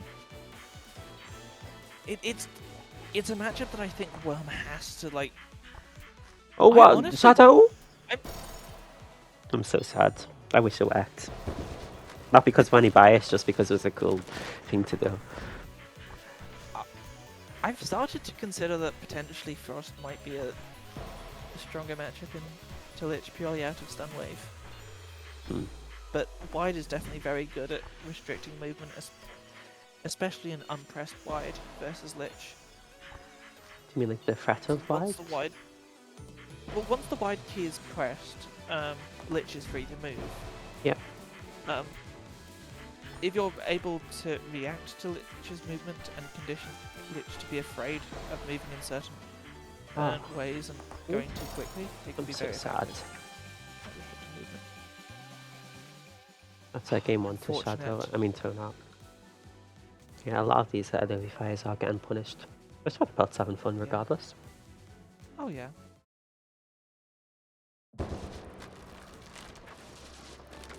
And especially versus a walling Lich style, Novifire can be a very powerful tool at being able to slowly delay and open up that Lich wall. By the way, just to make sure, are you noticing any like colour flashes on the stream? No. Okay, that's good.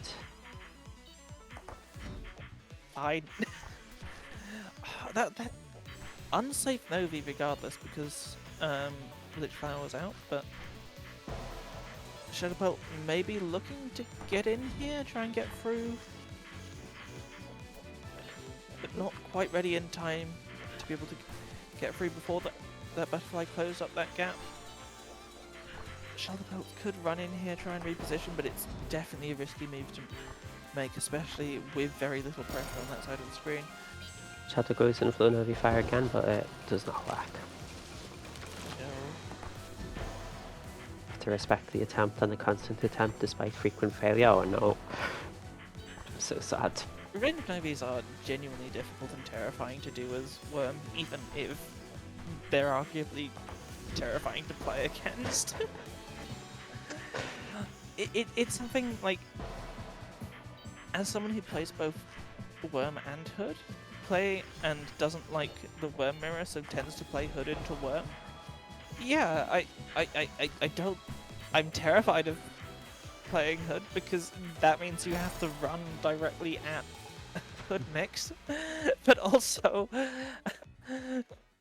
doesn't mean I'm not terrified of Worm as well.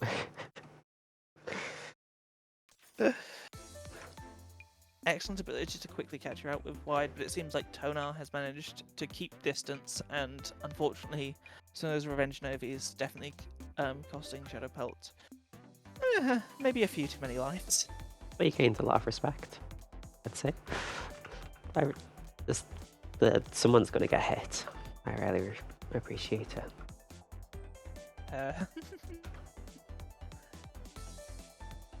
So I guess with that said, we'll move on to Cherry vs Watcher. Different Hood mirror. Mm. A lot of Hood And with a again, lot two of players lich. who are Hoods of different eras. Yeah. Any of the Hoods in this, honestly, all the Hoods. I don't think any of these Hoods actually started at about the same time as each other, or like Can't at remember least a what. couple months apart. I guess the closest would be Axem Penguin, but that's like a year. Oh no, the closest would be Cherry That's Watcher, more right? than a year. It's like January 2023 versus like March 2024, And maybe. realistically, I would not call Axem a solo Hood main. Yeah, I'm stretching a bit. But Yeah. they do play Hood. And we did see the Hood mirror off them, so I need to know. I need to find out from the Hood Council. Is Axem invited to the Hood Council? I hope they're still loyal to I'm the Frost probably not. Council. Oh yes, I am ready. I think I condition people to like need that I'm ready because I always say I'm ready, so when I forget to say I'm ready, people think I'm not ready.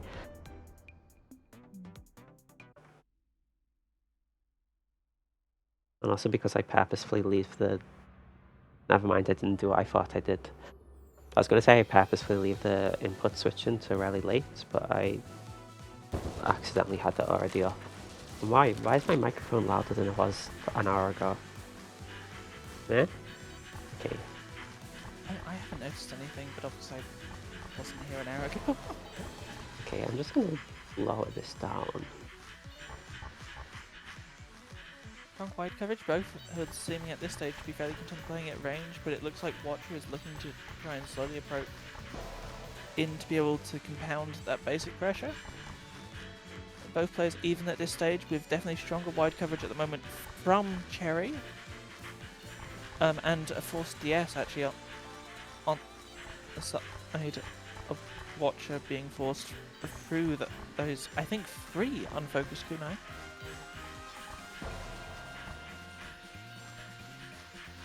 Trey very content to play a very minimalist game. I think it's kind of...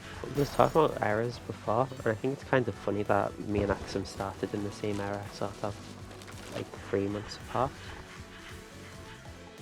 They're both long-standing Frost players, and some of the only Frost players that still play today. I suppose. I'm not sure. I think people staying probably has very little at this stage to do with when they started. Yeah. More so their personality. Yeah, okay. I just mean it's kind of funny that it happens that way. Also, I've realised I have not spoken a word about this matchup, have I? Whoops. Cherry, 3 hearts, Watcher 1 heart, Watcher 1 card, Watcher on green Hood, Watcher does not like green Hood, Watcher loses card. I'm trying to make up for it, I apologise. Any words? No worries. Whoops.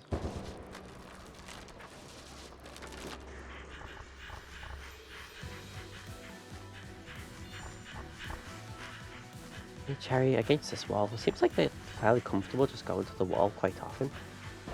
Yeah. I think Cherry is a player who definitely likes to play Hood with space, tends to avoid that melee scrap.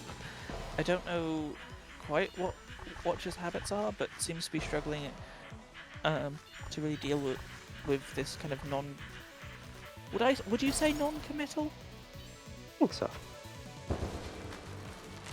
A Hood playstyle that isn't necessarily trying to force hits, and it's not something you have to do in the Hood mirror really, because you're both playing Hood at mid-walls. Yeah, I was playing this matchup like with Don was like this recently. It's fun. It is fun. Some people would disagree. I find it fun. Okay, too. Although personally, if I am going to play any matchup this way, it feels wrong allowing myself to leave like the back wall, you know? Yeah. Which does make Hood wide somewhat difficult to deal with, given you have a very restricted amount of space. It's just a prison.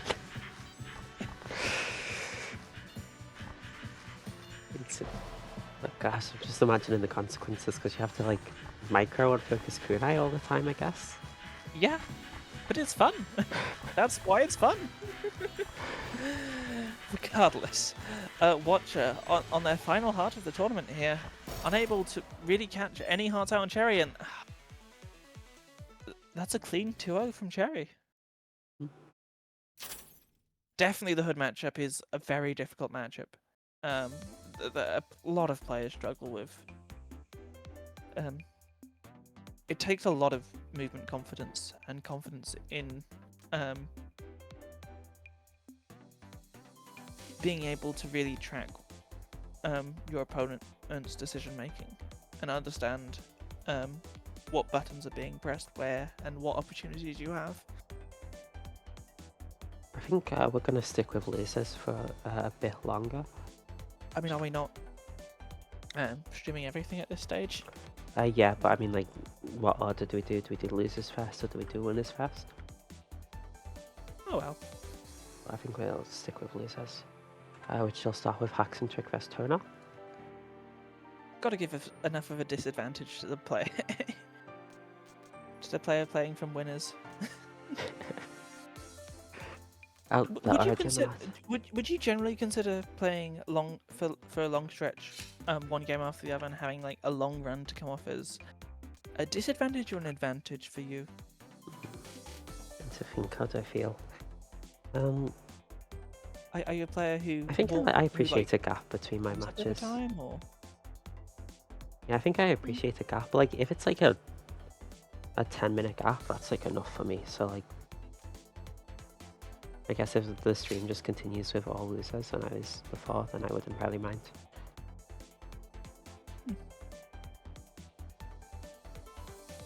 Wait. Alright, that's right, never mind. I thought I did something wrong, I didn't. I may have done something else wrong there now, who knows. Who did Tonnar lose to in winners? That was Watcher, actually. Ooh. In the first round, so they're on a bit of a win and losers at the minute. Yes, but another Hood definitely can be difficult, especially if you're a slow character like Lich. I personally find Lich and Hood quite okay, but like you need to be confident into dodging what Hood has to offer. So would you say that because Lich is slower forces it to like micro more often? It makes it harder for her to get round, or like good at game breaking macro tools in her basic, but in certain positions they cease to function and you can just fully macro everything. It means you're forced to stop your movement more frequently and you can't rely as heavily in as many scenarios on pure macro, but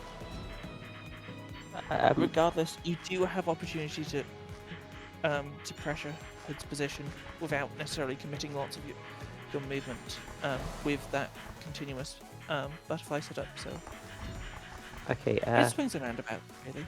Sorry, my stream was dying for a moment there, but the bitrate is slowly rising back to normal. Okay, and it's past 6,000 now, we should be fine. I'm sorry, everyone. I don't really have any control over that. Sorry. Tonnar on their final card, but Wolf closing in. Getting caught out by that Hood basic. It can definitely be a difficult matchup for Lich if you're if you struggle to survive, especially at the start of until walls like properly start to close in and put us less room to really fully macro all of your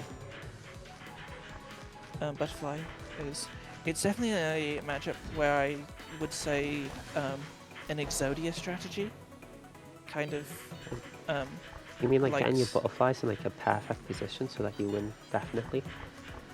Not perfect positions, but making sure that you have butterflies behind your opponent as well as just coming in from one wall. Okay. So am I? generally- Is Exodia the thing in Yu-Gi-Oh where like if you get all your cards together you win like definitely? I think so. Okay. I'm not a huge Yu-Gi-Oh fan. I'm just making sure I unfortunately. understand the term.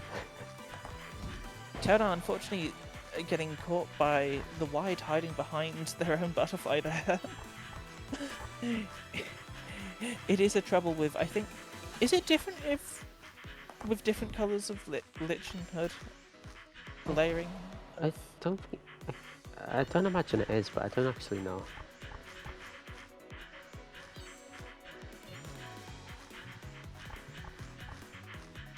Okay, that's a good partition and flower as Tonnar clutches the card on one heart. With decent pressure on either side, especially with Are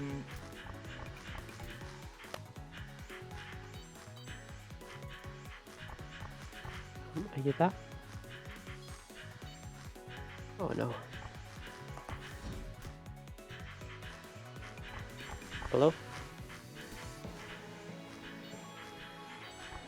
Okay, I may be alone for a bit. I'm not sure if it's my internet dying in case... Well, my bitrate says it's normal, so I think we're kind of okay.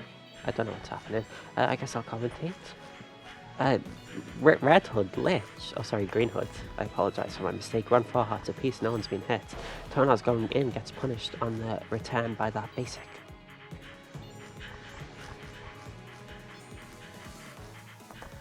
It's a really scary flower. Not much space for Haxentrick, who gets hit by a insta-tap. Oh, hello. Sorry, I don't know when I cut off. Yeah, I it was think a little while ago, like maybe 40 seconds? oops.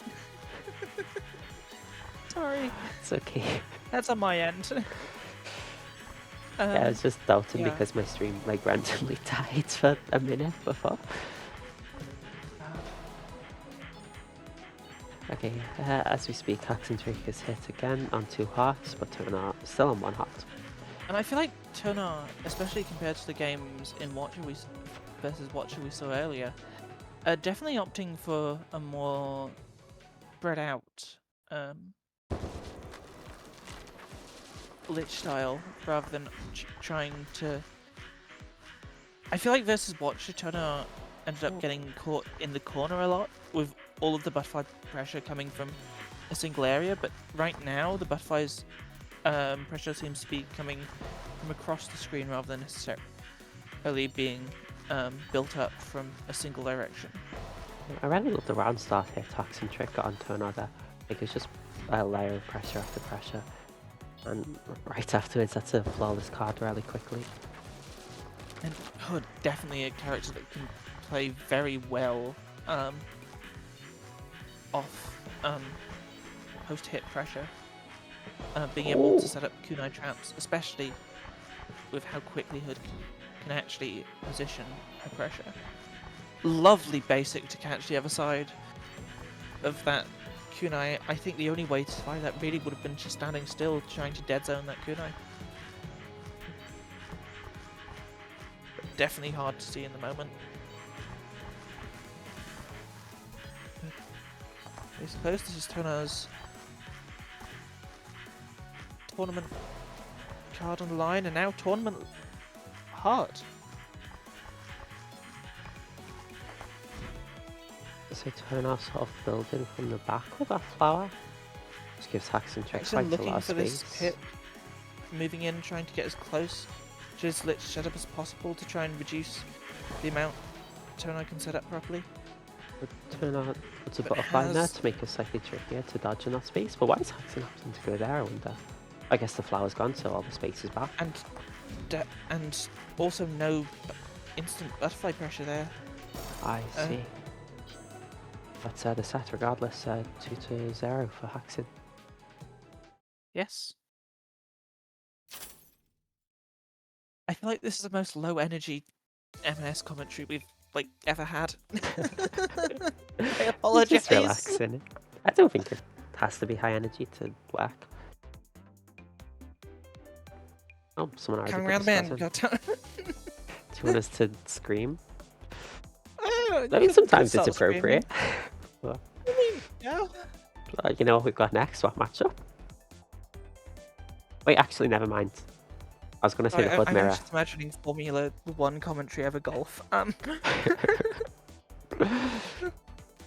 mean, sometimes M&S commentary does feel like golf commentary, and you know, sometimes it is Formula 1. I think, honestly, most esports commentary has moments where it could be golf commentary. Yeah, just M&S is a fairly slow game at times. It's, I mean, not always, but especially there are depending on what moments. game plans different players are going for.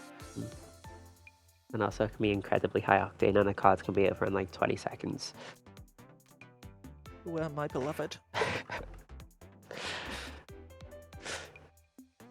So we got Penguin second versus Cherry here. Oh, not yet, next. I've actually never asked Penguin. Who is Penguin first? Like, who is the first Penguin? That's a good point. Like, if Penguin's only the second, like, who was the original? Like, and when is the third coming of the Penguin? Yeah, they switched their name to Penguin when they go on holiday to Asia. I see. And when they went to holiday for the second time, they changed it from Penguin to Penguin the Second. Which I feel like that's relevant. Like, maybe that was the story of Penguin. Now here we've got two definitely tried and I would definitely call both Penguin and Cherry. Can you send an I'm ready emote, please? I'm not in the game. What do you mean an emote? No. Yeah, one of them. Um, It's okay, it works.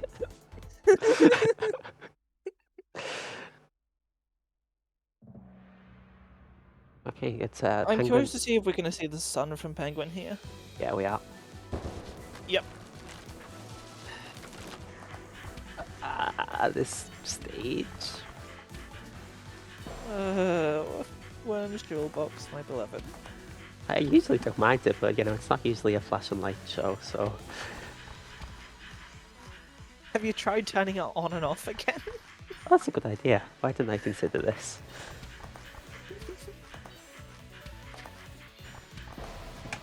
Like oh, lovely! Diamonds catching. The lights remain. Also, for some reason, Sun Basic, it like bleeds out a lot. Like, there's a light effect around it that's quite big.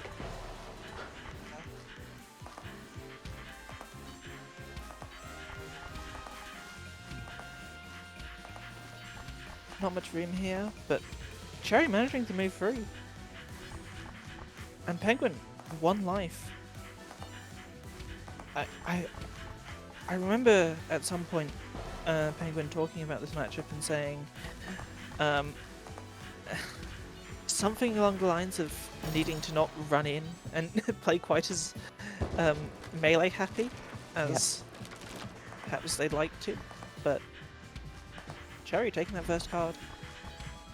I think this is a really fun matchup to play as Sun. There's like a lot of things you can do. Whack.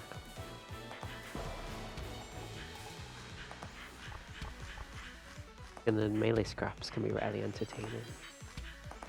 Yeah, and it's definitely a matchup because Hood can be so motile. It leads to a lot of interesting walling to do with converging falls from positions rather than necessarily just building up one straight line most of the time I find.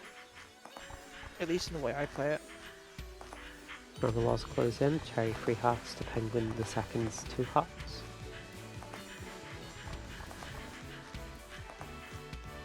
Oh, Penguin fast in the corner, but manages to maneuver around that wide. Not that wide, however, as we're 2 hearts Good apiece. focus based at catching Cherry. We have.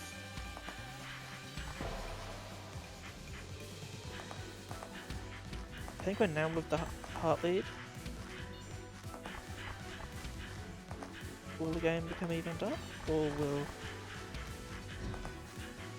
Okay. We did actually see this set in the last tournament, as Penguin the second evens the card, and Penguin lost the first game and won the next 2, win this matchup. I see. Oh, Penguin in the corner against this diamond spam, opts to use Vanish. I personally find it very interesting, the usage of Novi Holy from lots of Suns. I feel like it's very frequently used from the Suns I've seen over the years, just as a tool to reset, and at long range, yeah, I can dodge this, but your offense is doing too much to disrupt my pressure. Let me just Novi Holy so I can actually put out some considered pressure with my diamonds or Oh, sorry, do you mean the spell? Is the spell called Novi Holy? Yep. Oh, I thought that was all what diamonds were called. Whoops. Actually, no, wait, it might be? The diamonds might be Novi Holy. I might just be lying, I'm sorry. Oh, I see. So one of us is wrong. One of us is strong. Very Probably well. me. Okay, Wait, which so one has the Novi longer cooldown? Yeah, it's Novi the spell and Novi Holy. Okay, I just read. Okay. Sign! It's okay. I think I sort of realised halfway through what he was talking about. At first I was confused. No. Novi the spell is used to get up Novi Holy, I suppose. Okay, Penguin down to 1 heart here to Cherry's 2. It's not quite even, very close to it.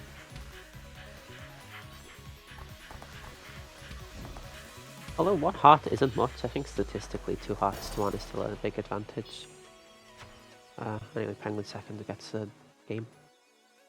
And Cherry, like in their last encounter, taking game 1. That's Cherry. I'm so silly. I see red and I think Penguin. I'm not sure I've called them Penguin by mistake. I may have. I apologize. Penguin is winning this set at the moment. Ahead. Whoops. It seems like Cherry on Blue Sun. I'm blaming the flashing lights. I'm gonna drink water.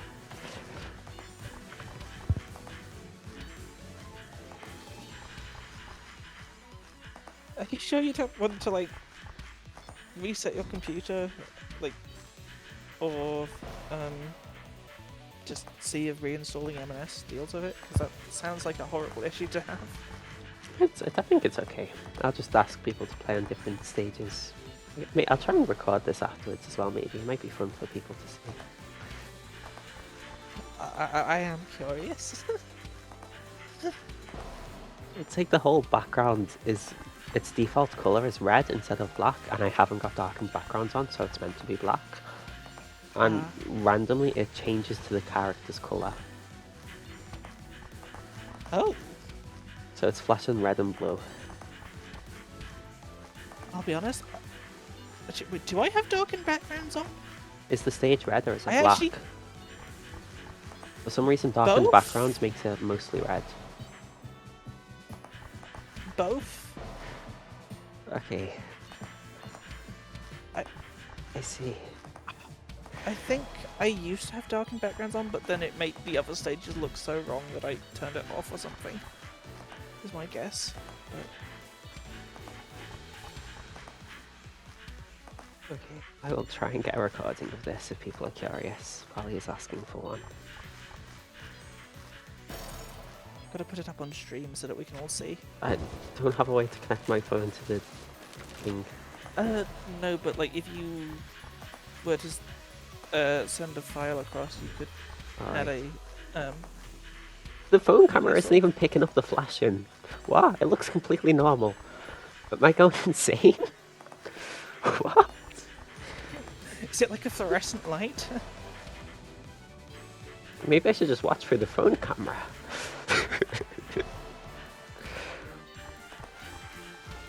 I mean, if that's less painful on the eyes.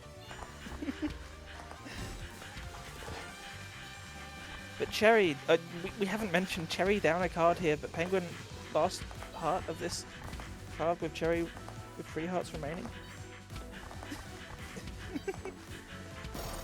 Okay. Even cards. Is this best of? This is best of 3, right? Yeah, best of 3. So Penguin's tournament card? No. Penguin. This is winners, right? Yeah. This is No. losers. So Huh. this is losers round Oh 4. yes, yeah. This is losers. So this is Penguin's tournament card on the line. First hit coming from Penguin. They did actually lose their last tournament to a Red Hood, that being Haxentrick. I still think Penguin should probably just play Hood and Hood. You could probably do bad, but It's not necessarily that I think they do better. I think more so, lots of the reason they're playing Sun, or the idea that you'd struggle into Hood, is more of an issue of, okay, I need to learn how to fight against Hood's tools rather than I need my character to have different tools. right. But that's the way I see the Hood matchup, more generally speaking. So the Hood is a very good player matchup character, but I think can struggle a little bit when it comes to character matchups. That's Penguin even Penguin things taking out. game 2.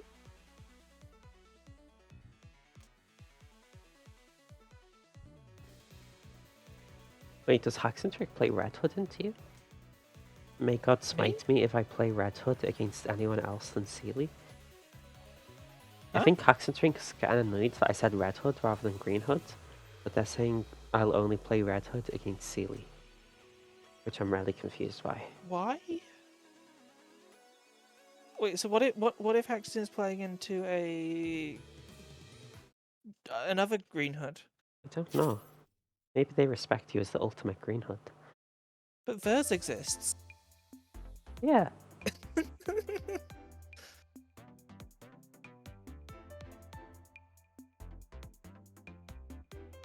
I see. Oh, was it because they played random? Was that the All-Stars tournament? Because you could random into Red Hood, right? I don't know. I need to personally stop using Hood as a crutch into Hood players because it's funny.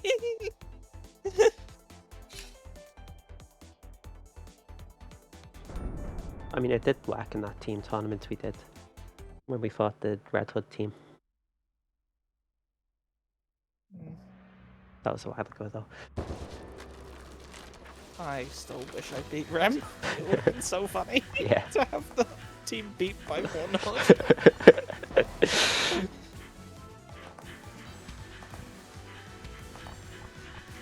Padless, these are both of these players. Tournament cards on the line. Penguin taking an early lead, forcing Jerry into the corner twice. Penguin opting for these long-range waffles as Cherry is content to keep distance, but obviously with a greater bullet density that can be more difficult for Hood in this matchup. Very Diamond's coming out, obviously Spanish forcing against the Diamond. damage.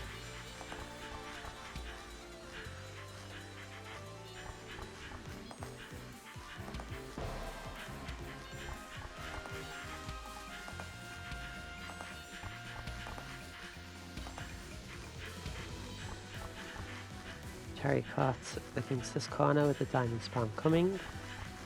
So far they're safe, and Penguin opts to end the diamond spam. So regardless, it's a hit against Cherry.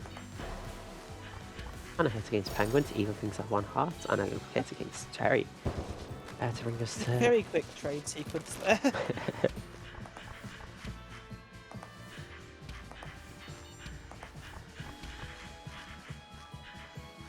Movie Holy there is a faster option to be able to pressure that area over the Pancake. Cherry just caught by Pancake. Again, up against the wall, vanished, but Penguin bonks him wide. Why do we call diamonds diamonds? Like, Because they look like diamonds. yeah, but everything else in we give everything else. We've in had this discussion Son's 1,000 kit a times. Maybe not foolery. with you No, exactly, I but this know, discussion but has like been just brought what up are so like much. croissants? I don't know. I It's like like a... I don't know. It's I'm gonna go with croissants from now on, okay? a fun I compliment, like breakfast and diamonds. Like, these things shouldn't go together, but it's fun that they do. breakfast croissants, okay? So I can accept this. Like, Oh, nice what other breakfast breakfast. goods are there? Like breakfast cereal? No. Toast? I don't think that fits at all. I don't think they look like. It doesn't look like toast though. Like Diamonds cut toast. knives? But that's like Wham Basic. They look so different. True. That's last card of the set. Are we saying that like Worm is like working in at Sunny's or like And she cooks the breakfast with her movie fire. yeah, or is Sunny's kind of like the figurehead? Yeah, I The guess that makes operation? sense. Well, no. Sunny's the sous chef. Worm is the no. What's the sous chef? Is sous chef the head chef or is I that think the so. I don't know. chef who prepares stuff? I'm clueless on chefs. I I think sous some chef would is definitely the be like on the billboard sous if there chef were is the one. second in command. I see. So, not the head. So, if Sun is the head of the kitchen, I, I, I think the Worm is the sous chef. With Frost working at the counter, I think, and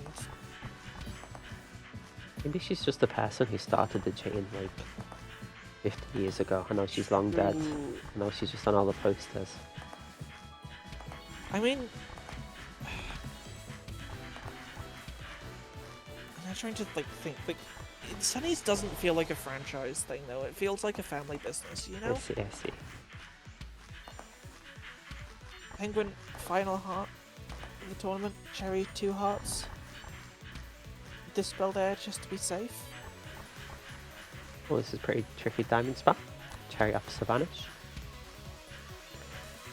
Penguin going in with the breakfast special. Almost getting the diamond breakfast. I think actually waffle breakfast would have caught there potentially, but Wait, do you use the 10 breakfast special ever? no. Okay, this was in Horizon documents and I started using it because of that, but I don't think I've had that. And Cherry wins. I don't think I've had anyone else use it.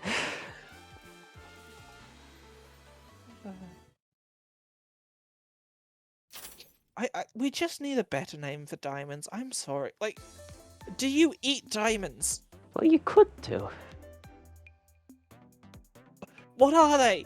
What are diamonds? Then Are they, is it carving? just toast cut into the shape of a diamond? Is that like just the whole bit? Is it just Maybe.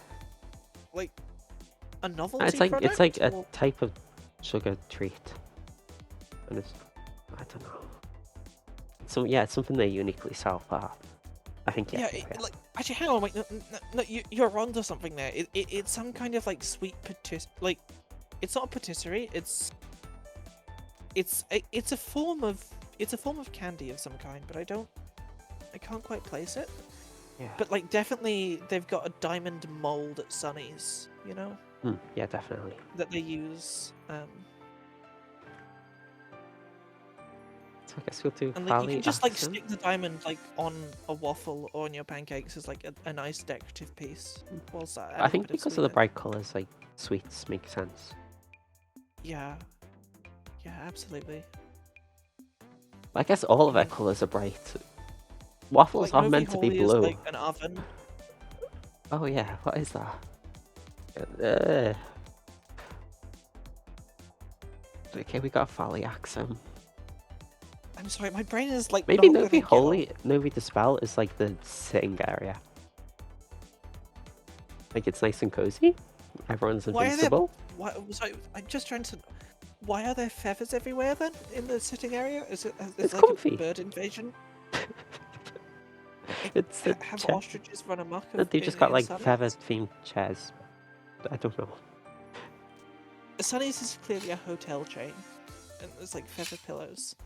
Like, pick a fight. I don't know. Because I mean, a lot of hotels only serve breakfast, right? True, actually, yeah. Continental, all you can eat. No, actually not continental. Like, what am I saying? Sunny's is a very, very limited. Just waffles and pancakes. I don't even think waffles and pancakes are breakfast foods. I think this is a myth. I think they're desserts. Okay, pancakes can be breakfast. My question is, like, when was the last time, like, who owns a waffle maker? I want to own a waffle maker, but who actually owns one? No. Like, if you're going to have waffles, I think most people tend to have shop bought waffles. I might just be completely out of touch with the waffle community. I don't think I've eaten a waffle since I was like 6 years old. I want waffles now. Like, I want blue. I don't even know what a waffle Blueberry tastes waffles like. are Is it just a brilliant. pancake in a waffle form? Depends on how you're cooking them, because they can be more crispy. I see. And generally, I think they do better with flavor combinations. I tend to like my pancakes very plain, so that's. Okay. So we have got a matchup. And there is a Frost, Yeah, and there is an Arcanist, and there is Midwalls, and there is Fally on 2 hearts. Do either of them work at Sunny's? Like, yes, we have some wonderful, like, in-game Yuri, but... Is the whole game just a cast of workers at a breakfast shop? Or a hotel? I mean, as far as headcanons go, that's not a bad one. It'd be hard to explain the story from that perspective. Oh no, of course, it's a tabletop game that they played inside the hotel. Yeah, we're sorted. It's like... Yeah, card game. Actually, that's why we call the Lich setup Exodia. Ah, I see. Lich has just been playing with Yu-Gi-Oh cards instead of whatever game they're actually playing. What? There's a card.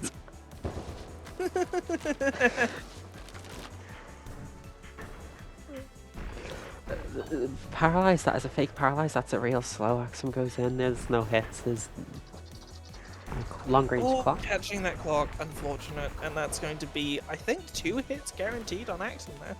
You think? Oh yeah. Oh no, it's not fair, is it? Scared for a moment. No, it doesn't. Pressure doesn't continue unless just put out by wide, but. Oh no! Guaranteed Axem 2 forced to hits at walk least. back by that clock and ends up going into the moon. Ooh, some good movement by Axem, it felt like. And especially with no clock on standby, that could have been very hairy for Fally. Yeah, and Fally dodges in the heart of the cards there. I find it interesting. How is Fally so good at catching players with these debuffs?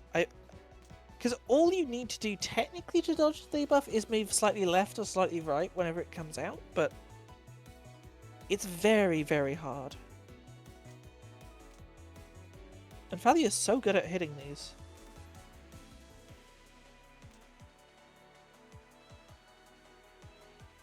Oh, it's weird.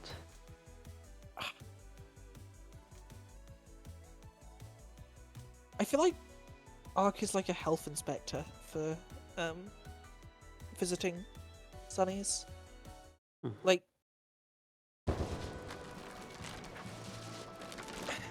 I'm trying to like place debuffs in like a context that isn't like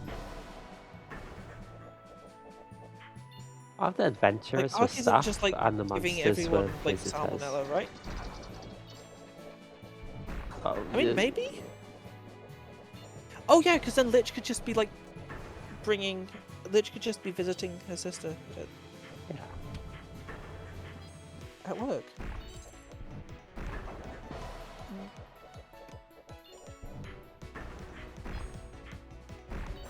Axem's on 1 heart, which is kind of sad for Axem. Oh! I mean, I was doing some reading about this perspectives on this matchup from a couple patches ago. I see. And I think I don't know what the general consensus was following the discussion, but it was more so.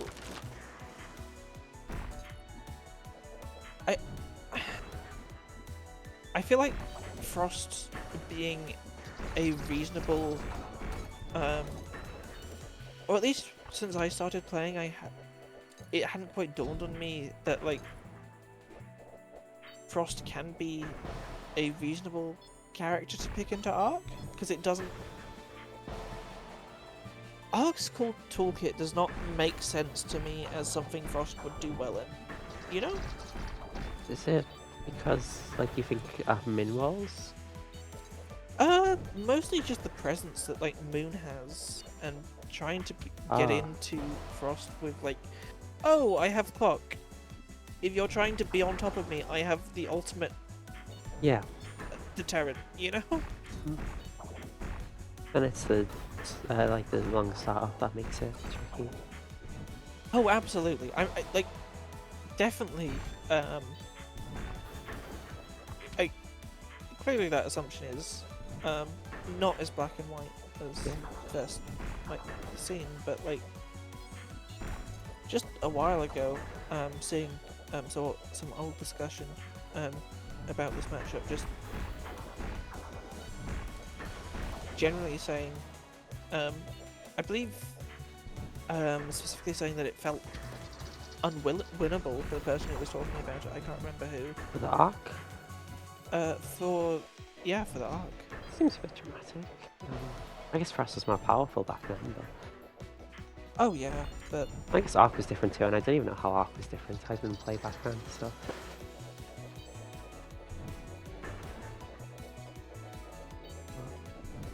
There's definitely a big difference between stun and... Because stun only gives you minor invulnerability. Frost can definitely struggle to get out of clock range, especially given that roll doesn't get you quite across a clock. If you get yourself cornered.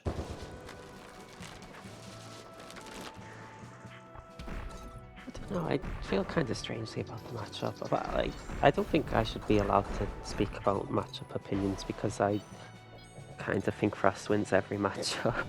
Like, so... Yeah, that's a matchup opinion. And I think Frost, like, if I were to give a true to heart matchup opinion thing, I think people would think it was Rage Bait. Because I'd probably say, like, Lich is, like, all the worst matchups are actually really good, actually. And it's the other ones that are bad. I mean, it's an opinion. Yeah, but it's just not true, it's just how I feel because I like dodging. And the matchups where I get to dodge and move when they're cool. That's the right, like, if that's your actual opinion, I think that's the right, like, mindset to have, you know? Like, if you're not frustrated by the matchups that, like, people say are frustrating or hard, generally that means you're gonna have a better time. Yeah. That's Fally doing an excellent job being able to catch Axem movement out here. Oh wow, roll! Sorry. I had a fake game end there actually on my side. Oh wow, yeah, it was so close. Oh yeah, no. Fally doing an excellent job catching out lots of Axem's movement in this set so far. Ooh, Axem playing very close to these basics, getting all the graze points in the wild. That is what graze points, isn't it? Like when you get close to a bullet. Well, grazing specifically was a mechanic. I don't play Toho. Oh, I see. It was specifically a mechanic added in one of the Toho games as a form of additional scoring, I think. I think it was the one I played. Axem. Nearly getting a card here though. Which difficulty did you play? Normal? Which game and which difficulty? Toho 6 on normal. Toho 6 is that Embodiment of Scarlet Devil or is that? Yeah. Generally the one I heard like, being recommended to me. My issue with the Toho franchise and getting into it is like, I don't want to play on anything other than Lunatic. Patterns are boring. Oh, that's a card for Axem. It's a card for Axem. With a rolling stomach.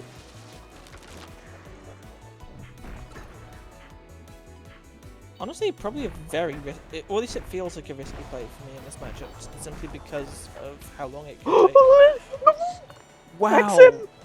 Barely enough time there. Axem surviving. It's getting into my heart as well. We should probably start talking about the game. This is starting to get. It's pretty fun. Yeah. Axem's doing a wonderful job just catching Fally out a lot there. I think maybe we've seen perhaps some movement shifts. Oh my gosh, Axem. Movement changes, which at least Fally feels to be struggling a bit more in that final card to really call out all of Axem's options. Wait, did you see how like closely Axem went into that moon to get that basic hit? Like he rarely put some oomph in it. So tight. Oh. I honestly expected Axem to die instantly to the moon afterwards. At least with the desync I was under. I'd love plays like that so much. Like you just get the last bit of pressure you can, like you rarely push for it. Putting that basic And like as that, well. we're 2-1. Yeah. Axem fresh into reverse sweep now. Because this is a matchup Axem has succeeded on in the past. He's got a ATM 98. He won a 14-game grand final and winner final set in this matchup. But getting caught out by these wires, trying to find the right angle for an approach, it's definitely difficult because stun lacks the major vulnerability. If you're leaving yourself out in a situation or trying to hit a stun that might potentially be caught out by clock. No, sorry, clock or moon. I do think we have seen an adaptation here though, where I feel like Axem is going for a lot more early stuns. And in general just waiting for Fally to freeze or choose a laggier option in movement. So what Axem did there when he rolled forwards is he like tried to bait out Fally to push the clock past him, which is something you can sometimes do against Sock. But unfortunately that kind of left roll on cooldown when it came. Yeah. The issue is I do that every time against Fally. It's 3-1 to Fally. No reverse sweep, so sad. Well, maybe we'll see it from losers. Could definitely happen. When I play against Fally, I roll forward on like every clock, so it's not really a mix-up option. I just always do it, and he always releases it early because I always try. I see. Okay, so with that said, we'll move on to... Wait, where did my bracket go? My bracket's disappeared.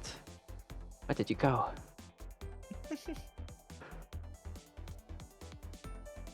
Are you back? It's back.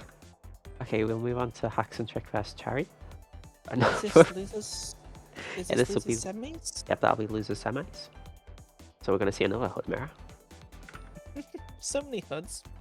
Why does the game always have hoods? And they're both I on swear the there were like no hoods when I was like...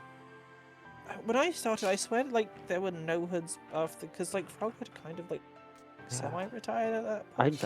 I think Frog was basically gone. I had not seen them. Like, since even before when I started, I didn't see them ever.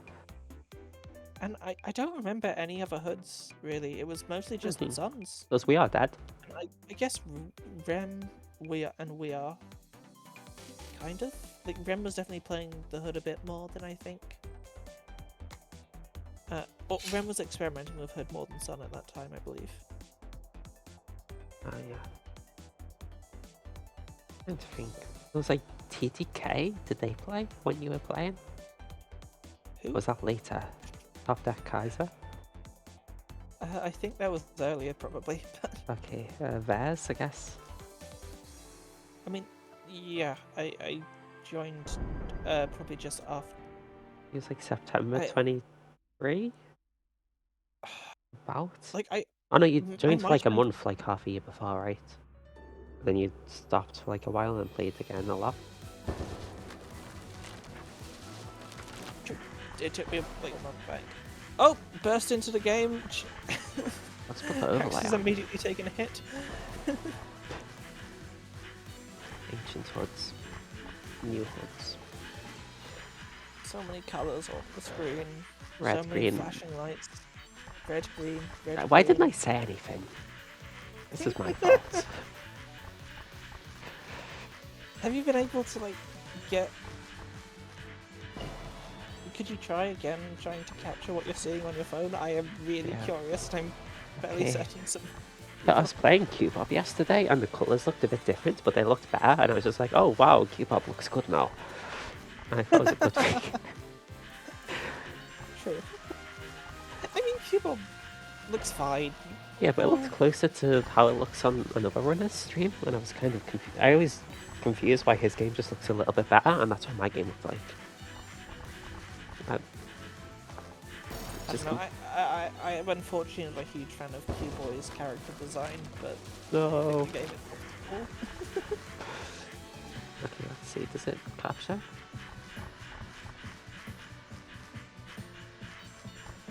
You can kind of see it. You've got Cherry taking the first card here. Oh yeah, you can rarely see it actually. Oh, nice.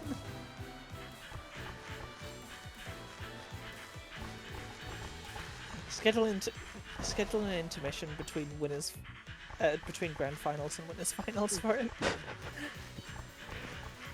Okay, oh my gosh. Yeah, I think I've got enough footage. Oh, you'll probably have my voice because I was speaking the whole time. Oops. You can probably mute it. Okay, and I'll have to like... Okay. I've got cloud storage from my email, I'll put it there. And I can get it on my computer. I'm out of water. My throat is hurting. Yeah. But we see Oh my god, this is perfect. Haxen being able to even up this game, one card apiece.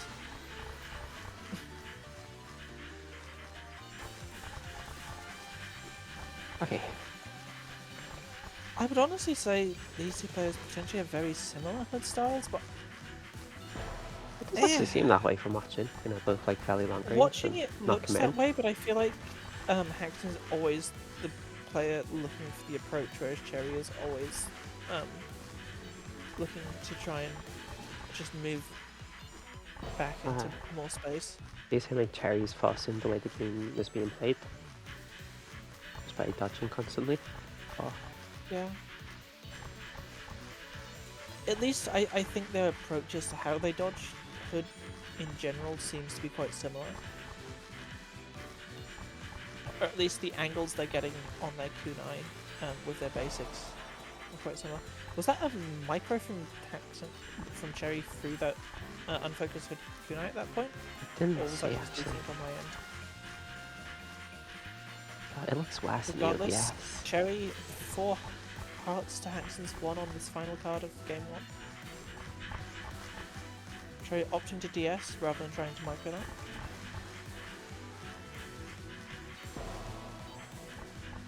But walking down into wide just before Haxen resets it. I would argue Cherry probably has slightly better wide coverage at the moment, but not to be outdone, wide's being reset by both players for this round. Both players seem fairly content playing at this range. Neither player seems to really be looking for anything addition, but Haxen, I don't know if that was just an aggressive vanish attempt or if there was something specifically Haxen was trying to dodge there, but Cherry manages to take that first game.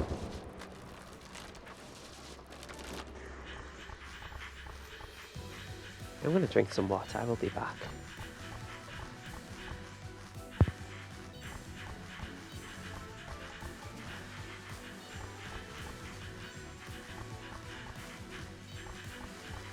Haxen now trying to maybe turtle a little bit. Actually paying off there as the positioning on that basic for the kunai forces Cherry to opt DS over trying to do that unfocused kunai micro.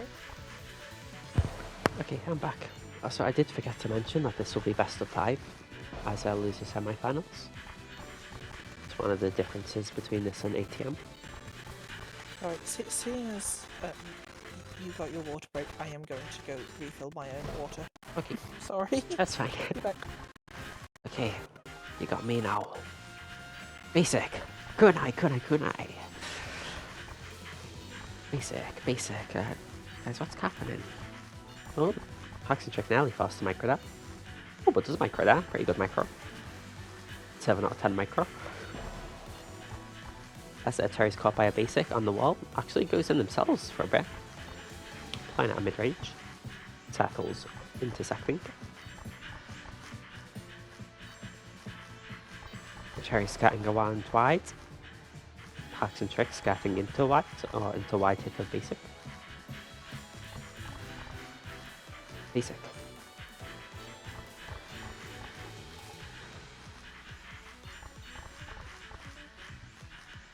There is a disco ball in the jewel box that none of you can see. That's your monitors are broken too. As Haxentrick. Why can't I say his name? Haxentrick. Gets a card on his last heart. Looks like both players are staying inside each other's basics. Very romantic. Alright, I'm back, and I've got fresh ideas for how we can handle M&S commentary in the future. I see. Because we don't have enough good, like, play-by-play I try. analysis. Basic. Yeah. Kunai. So, could you do me a favour? Could you call out every move that Cherry makes, and I'll do it for Haxen? Okay, basic. Kunai. Basic. Kunai. Basic. Kunai. Basic. Kunai.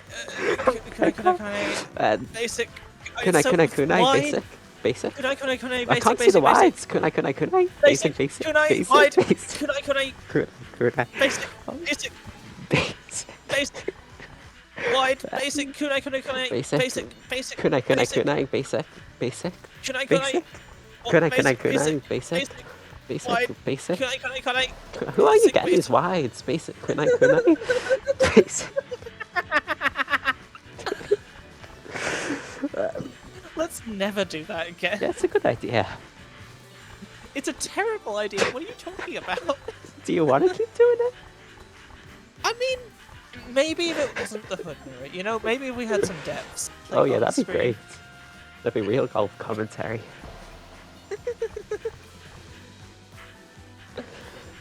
Attacks and tricks on one heart. I kind of forgot about the game and the chaos of keeping up with what was being pressed.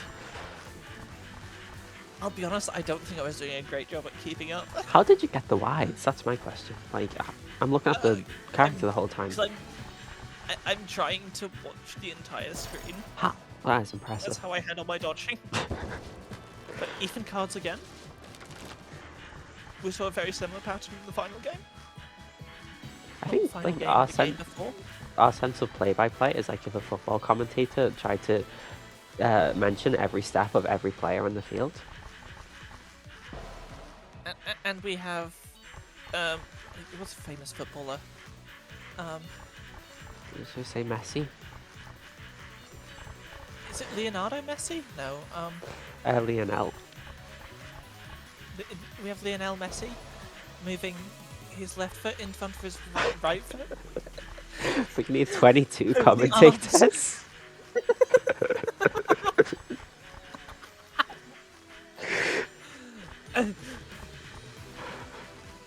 Oxygen is entering Messi's lungs as carbon dioxide is exhaled.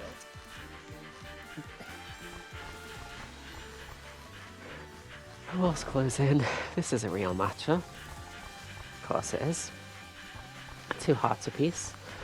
As the light show continues, in only my mind. There's honestly a lot of good play-by-play commentary you could give in a hood mirror, There is. but it's so like everything happens so quickly that it's very difficult to really be able to properly keep up with what's going on. Yeah, and I think it's just like a lot of the What's same going stuff on? happens as well. Like there's a lot of times where people just, well, from my perspective as someone who doesn't know anything about Hood, where people are just like doing set play, just like common pressure and just dodging out of distance. Every cycle of kunai is an interaction of some kind that both players are making decisions about on how they want to dodge and how they want that to affect their pressure. Yeah, we will be seeing another game of this matchup at least in this tournament. Unless Cherry That does is the 1-1. unthinkable. Never mind. Who would Cherry play? I don't think I've seen Cherry play Not anyone. Hood. The unthinkable is playing anyone other than Hood in Radiant and Spell. Yeah. I mean, specifically for Cherry, because I haven't seen Cherry play anyone else. But, whoops. Okay, I need to log into my email provider to get this clip. I love my email. I suppose I will take up the brunt of the commentary. I will try doing it. Oh, sorry. Both kunai, basic kunai, wide, basic, wide, basic, ah!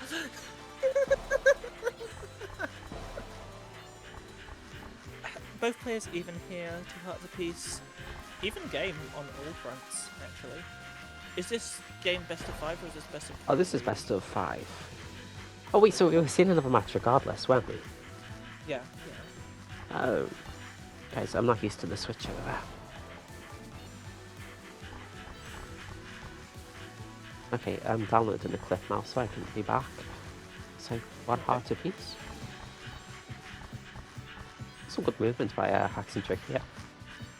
Both players just looking to rotate. I'm curious whether or not we'll see either player opting to move counterclockwise instead of clockwise. Oh! Okay.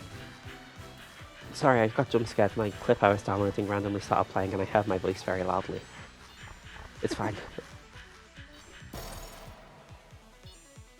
Cherry managing to catch out Haxen's movement by moving slightly counterclockwise instead of continuing the clockwise motion both players were going for.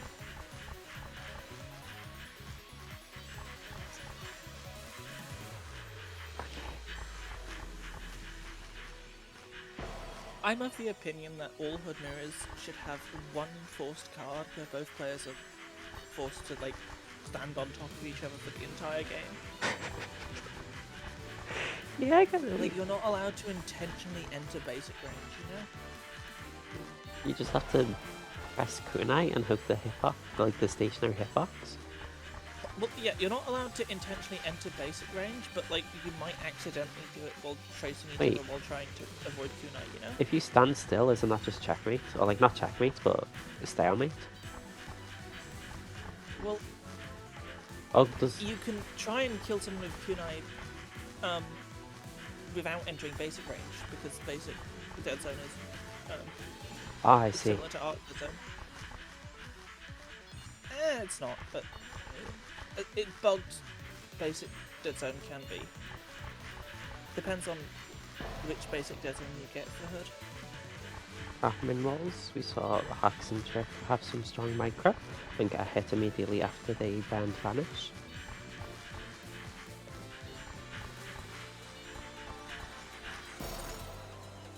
That is a card for Haxen.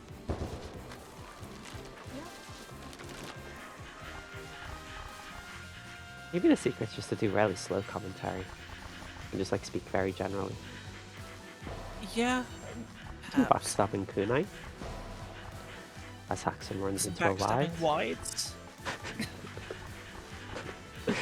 It's the thistles of the tree.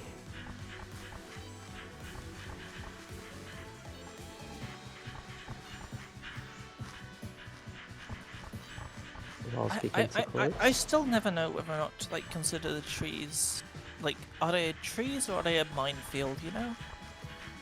Yeah. Because I do like the idea of like M&S, but like, what if they had a rocket launcher instead of a bow, you know?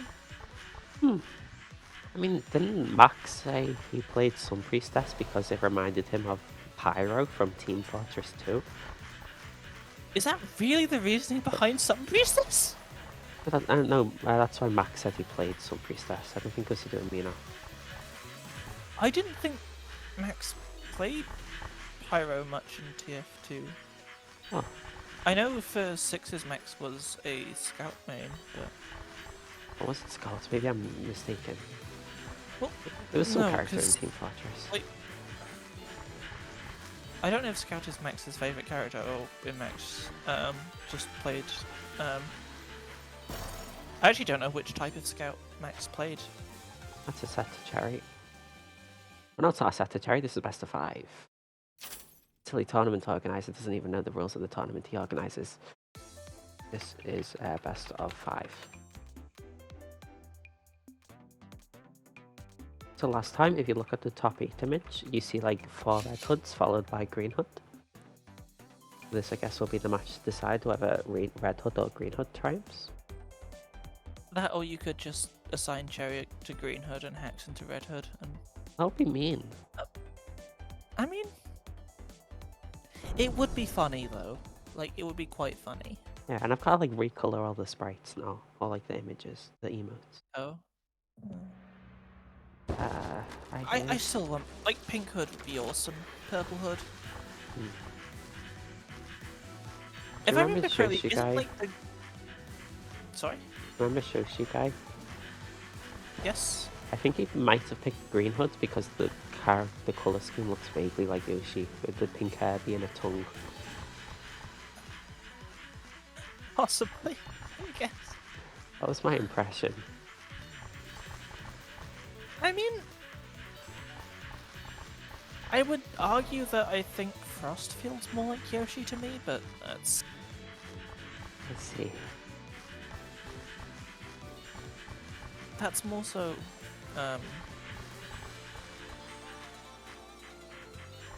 Oh, some good micro from Focus Kunai.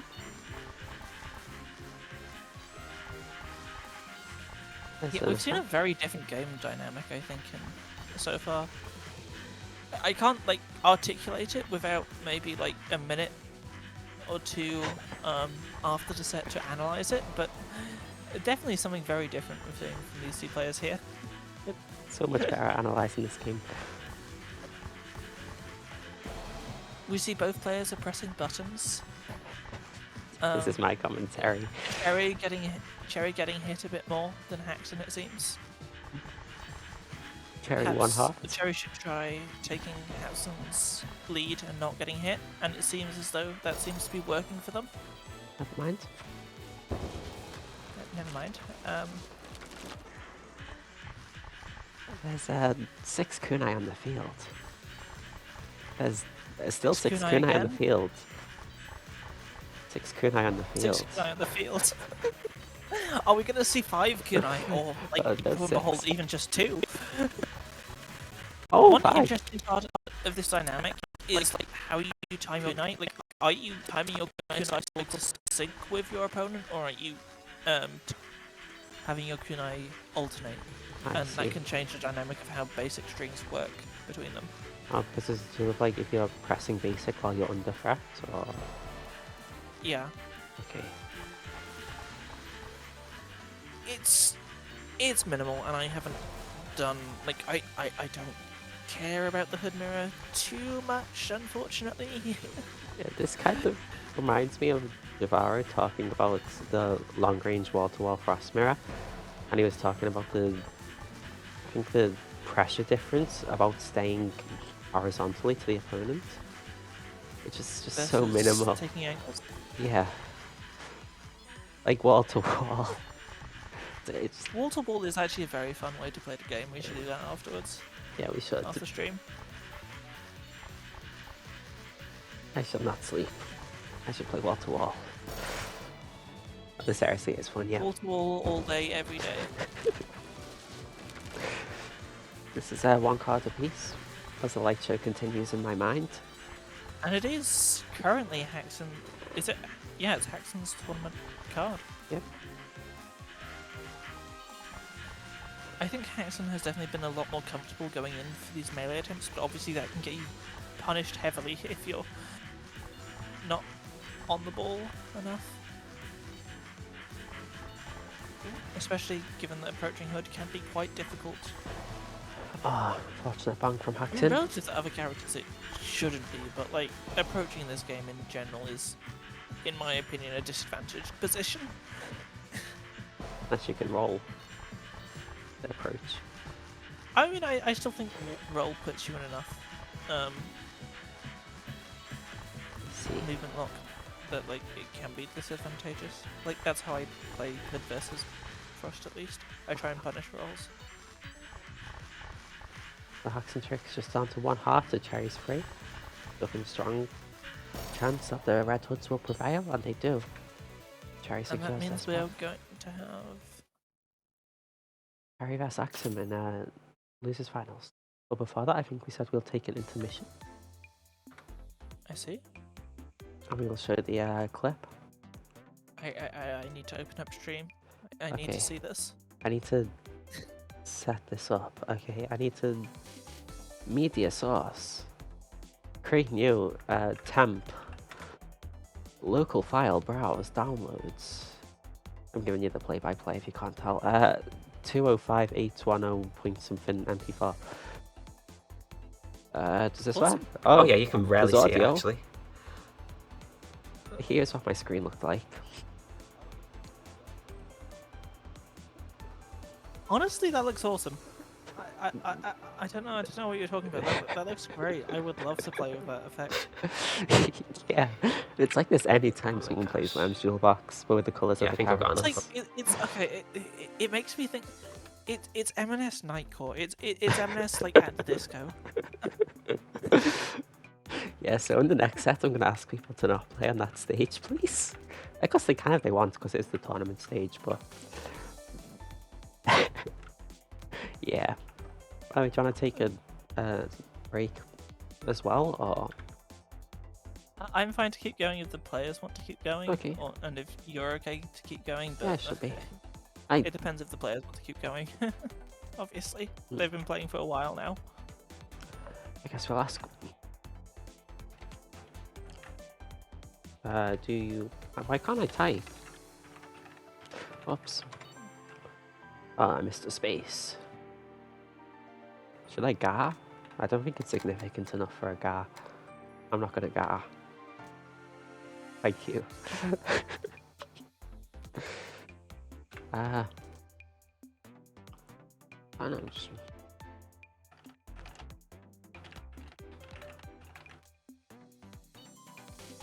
Okay, I guess Terry might need a break. I mean, we could also like just finish up this tournament next week, you know? We could do. Yeah, sorry,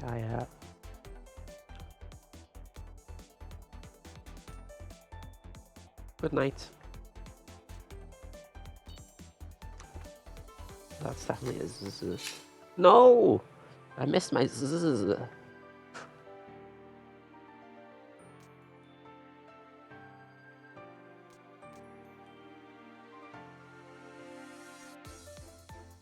Okay, well, I guess we'll wait a few minutes for Cherry.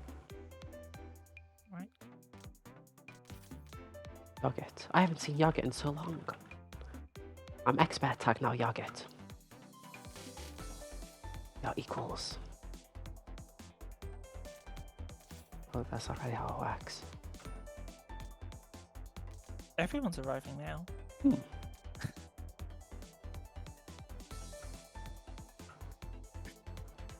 This tournament went unexpectedly long.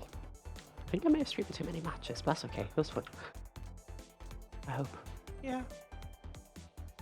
Would you like to do some wall to wall while we're waiting? Yes, definitely. I apologize. My ping is frankly awful. Wait, I need to play.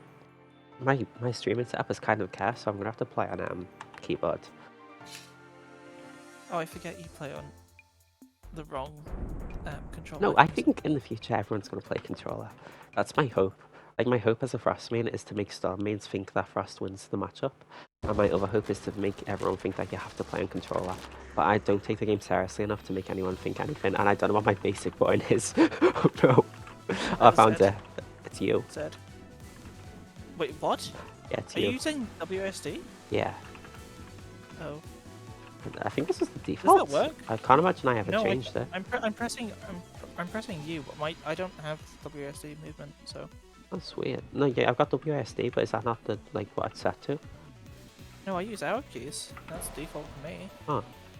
But I think my game was wrong when I first set it up because I also had the health bars at the bottom as default. And everyone called me weird. Huh? Yeah, you saw when I Do you have first. a pirate MS copy? No, I don't. But it's just maybe I'm misremembering and I just changed the settings without ever realizing. Like when I first got the game, I'm pretty sure it was. Axem, there is a lot of bots into this matchup. I am going to go centrally, as Javara recommended, to maximize my pressure. I need to stop just trying to micro the center of the first basic at this range. It's terrible, but like it's funny. Yeah. But it's like kind of doable at this range, I feel like. Oh, it's absolutely doable now, and it's definitely doable at any range. Like you can just like not move. Like I'm kind of just always doing it now. I'm not even really moving. I'm just like kind of like occasionally pressing up on the keyboard, and it's kind of whacking. I need to go down now, and I'm scared. Okay. I'm dead. Oh no! What a micro. Never mind.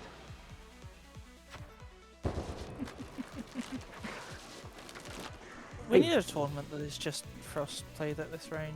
I'm sure everyone would be like excited for it now. I think we would certainly get enough people to sign up. How many people would show up, do you think? I don't know.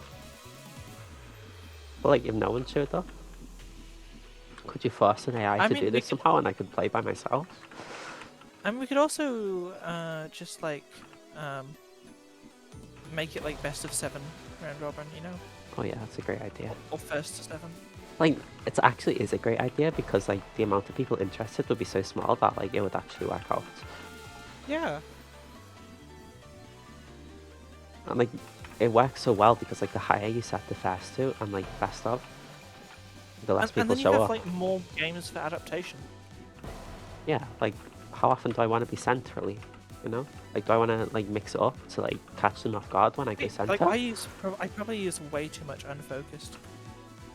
In my. Have you ever used an unfocus this whole game? I don't recall dodging one. I. Oh, you are using now. I don't start a step, so. I'm kind of not stutter stepping either. I'm just kind of like holding it and like letting go when I need to. And I guess I'm occasionally stutter stepping.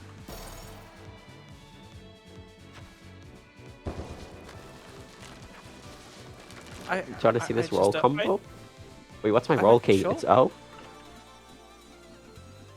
I just don't stutter step by default. I just never stutter step as fast.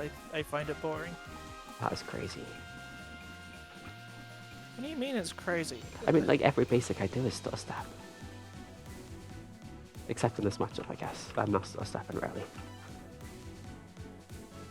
I love stutter stepping so much. Like you tie your rhythm into your movement and your attack. It's so cool. And there's a song that's 173 BPM, which is like the maximum stutter stepping. And it's called Goat. And it's like no, it's like a Punjabi song, and I can't understand it. But the guy seems really confident, and he like kind of raps. Oh, cool. And I just feel kind of powerful, and it's like the maximum pressure I can do, so it feels cool to listen to that. You're subscribed to Haxentrick? Oh, you are Haxentrick! Why is Haxentrick subscribed to himself? Is this fraud? Wait, no, it's not. You're just allowed to do that, aren't you? To be fair, it is inflating your... Like, I did like wonder at some point, like when I was... Like, how possible would it be to like give yourself ad revenue, you know? Yeah. I mean, like, if you was a Twitch affiliate, I think it'd be easier to like use the Prime thing if you have Amazon Prime. Is that fraud? I don't know. Oh, wait, Can we get a wait. lawyer in chat? I think they're ready to play, you know. Yeah, but I'm having so much fun. I'm sorry. Okay, well, we'll try the same wall. They're already on the mat. Sorry, I'm just imagining what we could do one DM and S. Like, come on. It is really fun. I did a tournament in 1D M&S with someone once where we like played all the characters in a bracket.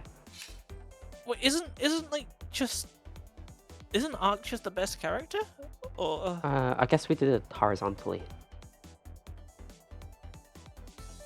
oh, okay. I forgot who So, the best depth. was. I think I'd assume depth. there was like a pretty big underdog, I think. That was like kind of bad. But they Hood? still won. I think it might have been Hood. Like Hood could be good. Oh, no, please, honestly, please, with how- please use another stage. Please.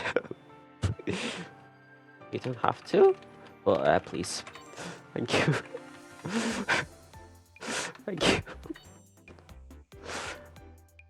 I can't believe you're not a fan of disco. No, but it's You like know? I'm in a dark room and it's playing for like 20 minutes straight.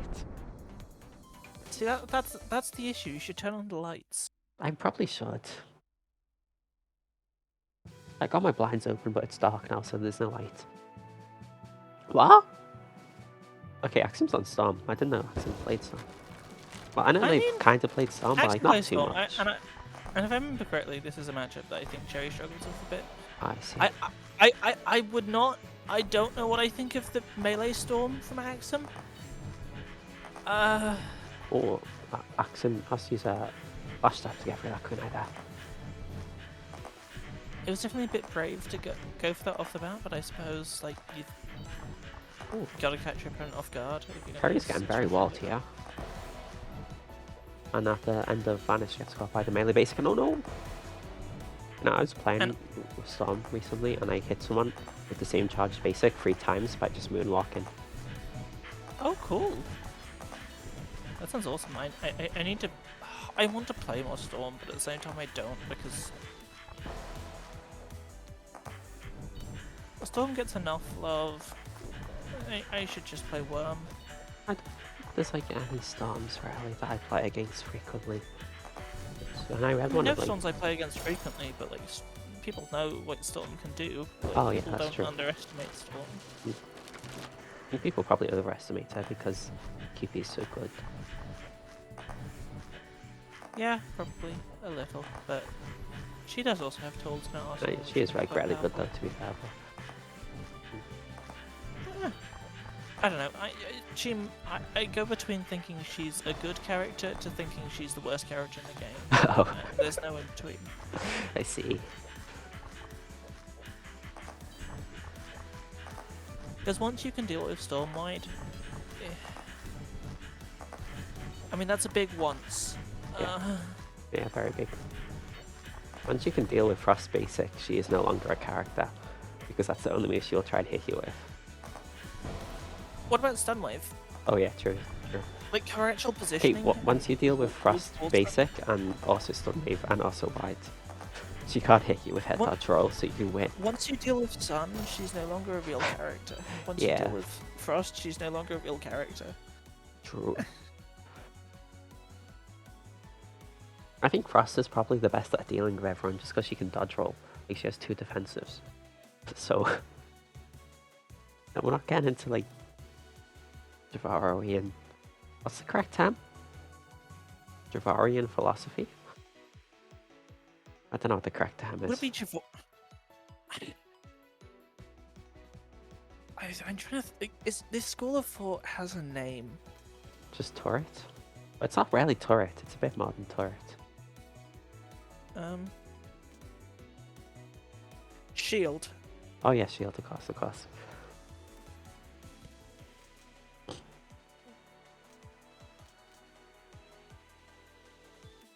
Okay, Axem's playing Storm just because we haven't seen any Storm yet. Have we seen all the other characters? We've seen Death, have we seen Frost? Yeah, of course, we've seen Frost, Dark, Hood, Sun, Death, Wham, yeah, we've seen all the others, I think. Yeah. And Itu is coming back to play the game. Oh, never mind. That was a mistypo of it. That's also not how you spell Itu. True. Yep. Honestly, Uit? Uit? Oh, it's Ayuito. Who are you? It was like someone who I was not sure if it was Gito or not, and it turned out to not be Gito. It was II Yuito. Wait, I? Yeah, II Yuito. I think it's kind of similar. Yeah, but with two eyes, like II Yuito. Huh? Like this. I think. They played very briefly. They switched sides. It's all good. I'm ready. I'm such a gamer. I have a software that has a switch sides button. Oh, cool. Nice macro. I We think need the to keep on, longer this tournament goes, like- the longer I devolve into not talking about the game and not understanding and being kind of bad at what I'm doing. But I think it's fine. Yeah, honestly, I am almost of the opinion that, like, only stream one M&S game per round. Yeah, I think But- I did stream a bit too much at the beginning.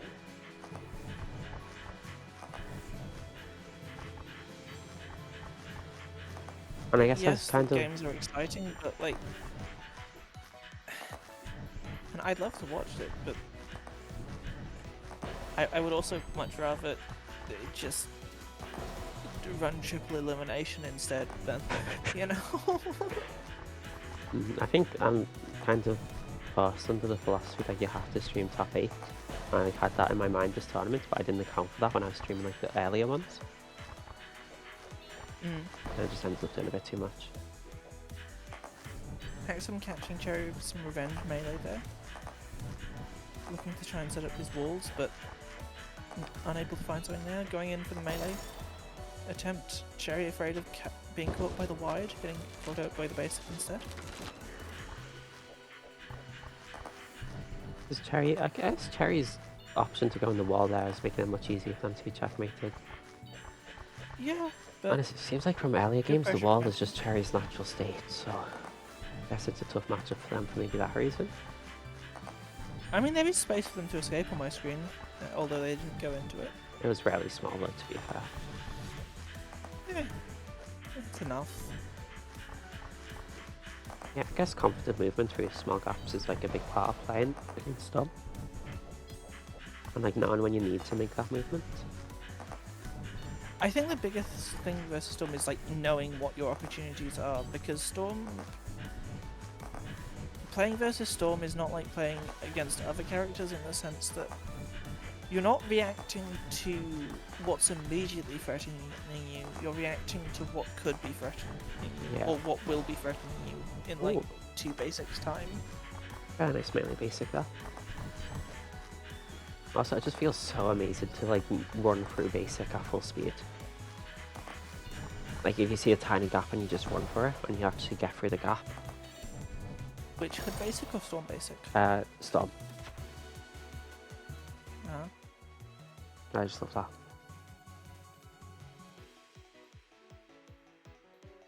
I think maybe that's like the only... maybe this is why I think the matchup is winning, because whenever I do that, like a bunch of It's happy fun. hormones release, and I'm like, oh yes, I'm winning. Or maybe I'm not actually winning. I mean, there is like merit to say that like, as long as you're enjoying the matchup, you are winning. Sure. Keep on keeping on.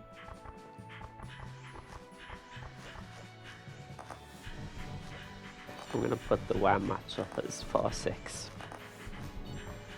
Huh? Sorry. For who? The Frost. Frost losing the worm matchup? You're telling Yeah. me that's not fun? It's not as fun as the other ones, I'd say. I feel bad because I bully a lot of the times, and I kind of have to stop myself from bullying. Why? It's just not Surely fun. that's how you win the matchup. Yeah, but it's less fun that way, so... So 4-6? yeah. 4-6, but only because Frost isn't trying, you know? yeah.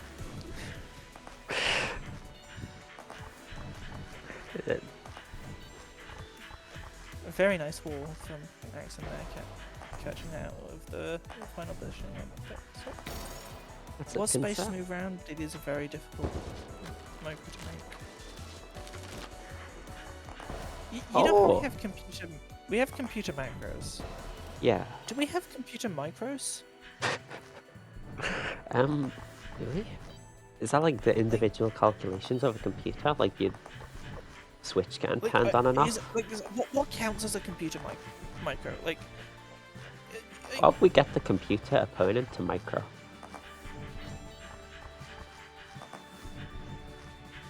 is it? What is it? Is it Control Shift Windows or I?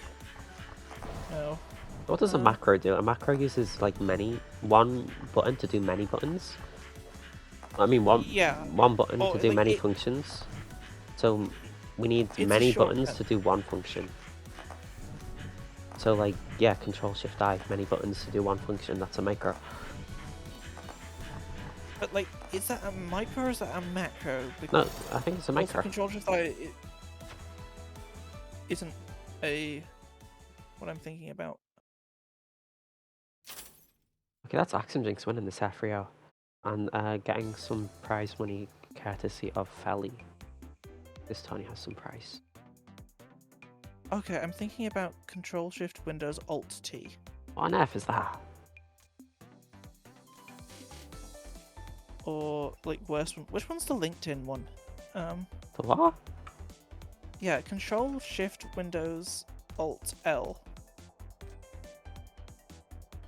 A lot of buttons.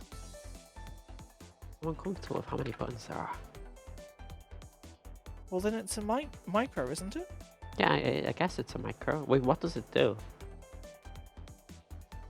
Press it. Control Shift. Should Windows I trust you? Alt L. Control Shift. It's not.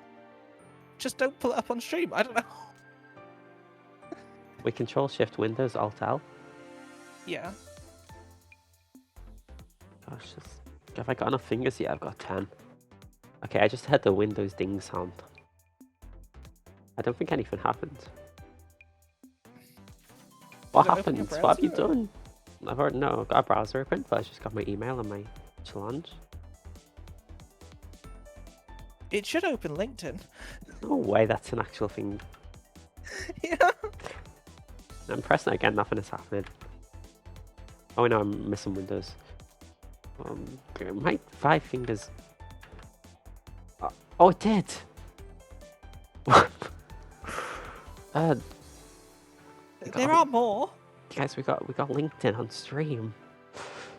What do you mean? What? No. No. What?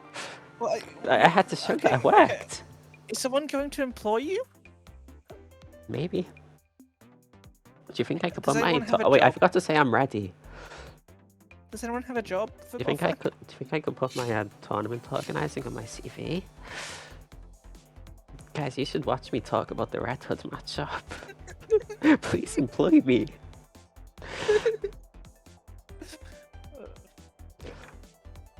Let's put an L by AxemJinx's name. No, let's put a W by Fally. Let's spread positivity instead. Yeah.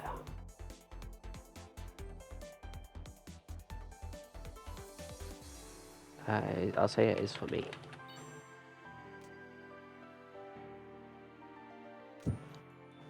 Yogu. Who's Yogu?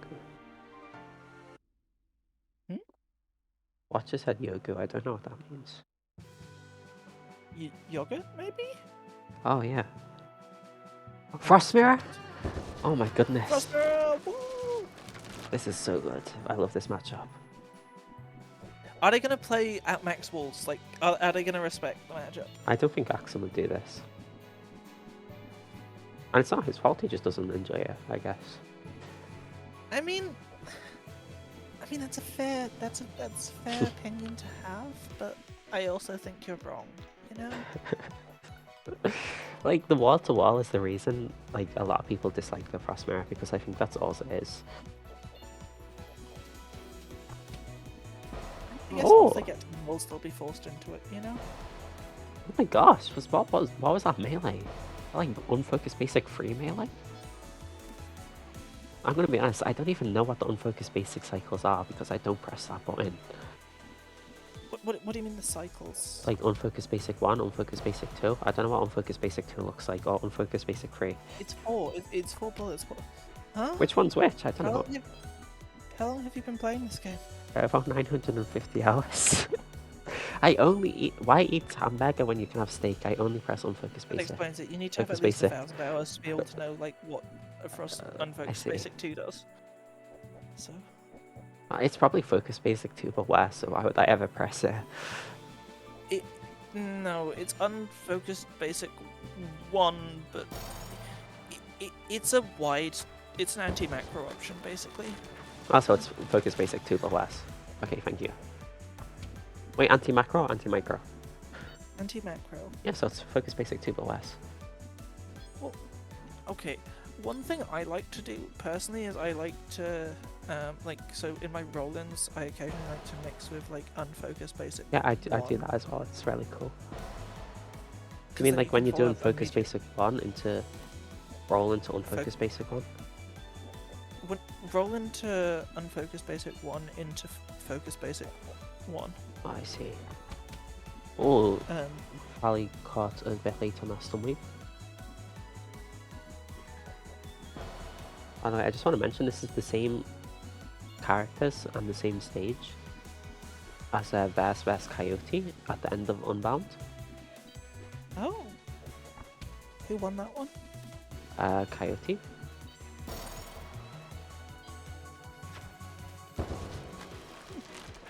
The VOD is like completely muted now because there was copyrighted music. You can't hear what was actually happening. I really like this background. To be honest, it's nice. Yeah, I think I like the normal version. Really? Yeah, I I find just like the purple brighter to be, sky. I like the purple. I see. Purple's Oh, very nice. Fally, what are you doing? Fally's dodging by standing completely still, and he is green.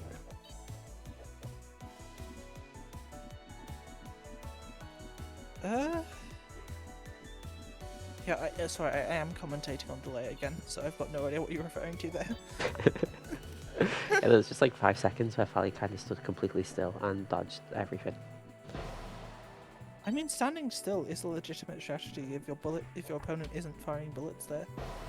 You know? Like sometimes it is good, like against Hood. That's Fally taking game 1. Oh, I need to write top 8, I completely forgot I have to do that. I got more duties than I realised. Wait, is it results or is it results copy? I think it's results.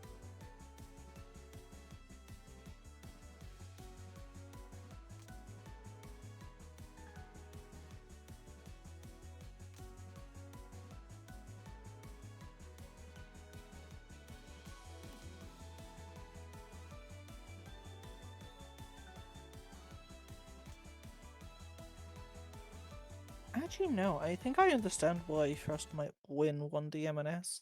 Sorry, not Frost. Hood. Why is that? Because she can use damage invuln to cross up, and she has the speed to be able to do that. Really. Oh yeah. Like the other like major meta pick like Frost can't I dodge think roll Frost through is a her major basic. meta pick. I mean, frequent DSs, that's the big thing. Like 2 DSs. Whoops, guys, the names are the wrong way around. Oh. Yeah, this tournament has been going on too long. I apologize. I'm getting kind of sloppy in my sleepiness. You could always go to sleep. Like, I can deal. I think it's Elias did that once. I've heard. Who was the first ATM host? He just went to sleep mid-tourney. They still haven't been awakened. The sleeping beauty of MS.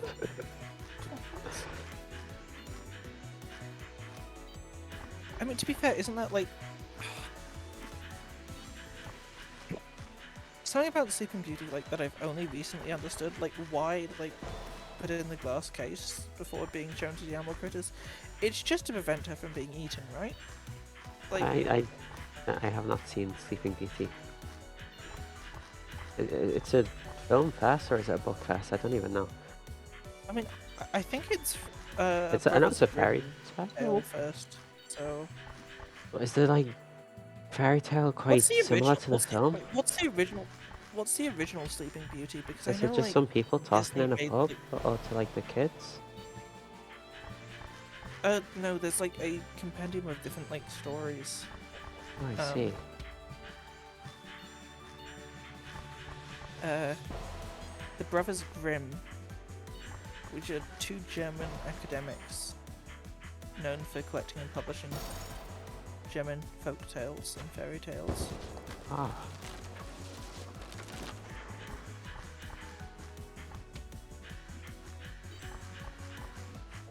I used to call Lich Lick because I thought she was German. Where did that come from? Because I thought she was German. Like I thought it was like a German word or something, so I said lick. And everyone thought I was saying lick. It was so sad. You know, because like the CH sound sounds funny.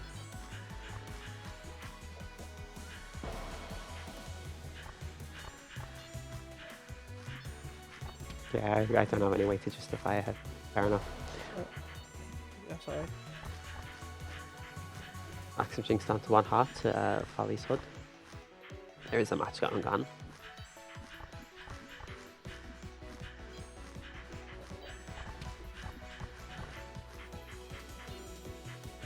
Ooh, that was good movement by Axem. Ooh, that's good movement by Axem still.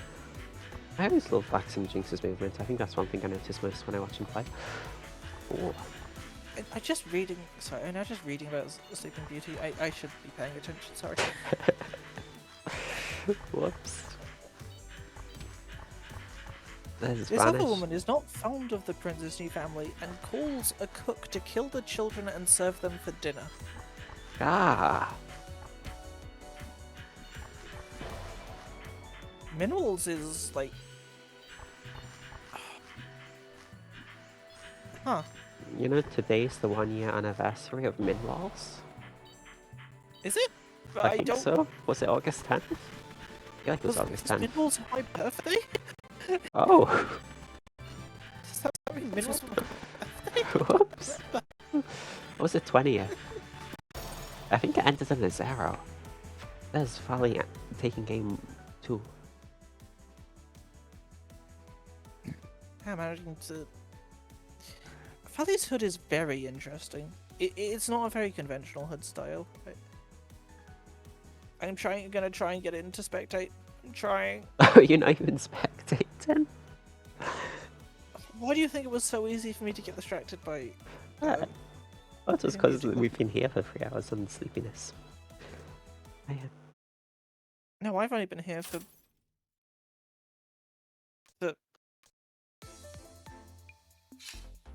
2.5 hours. I see. Eat that.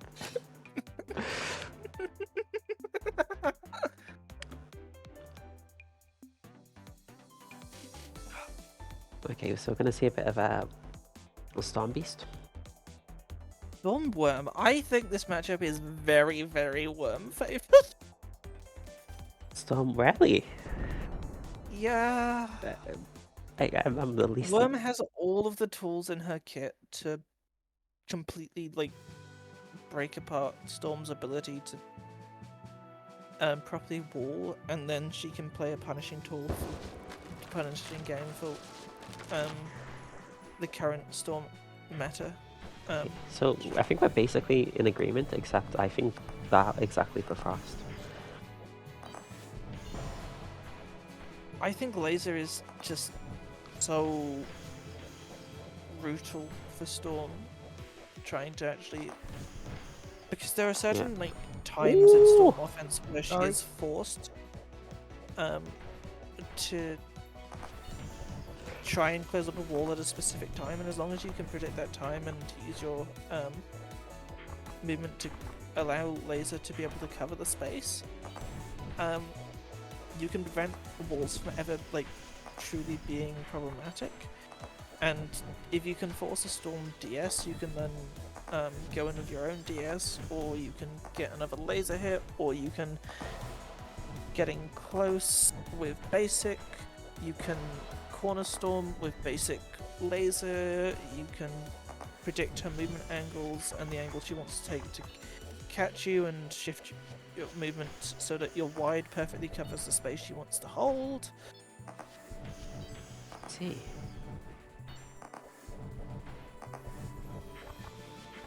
Press basic and roll.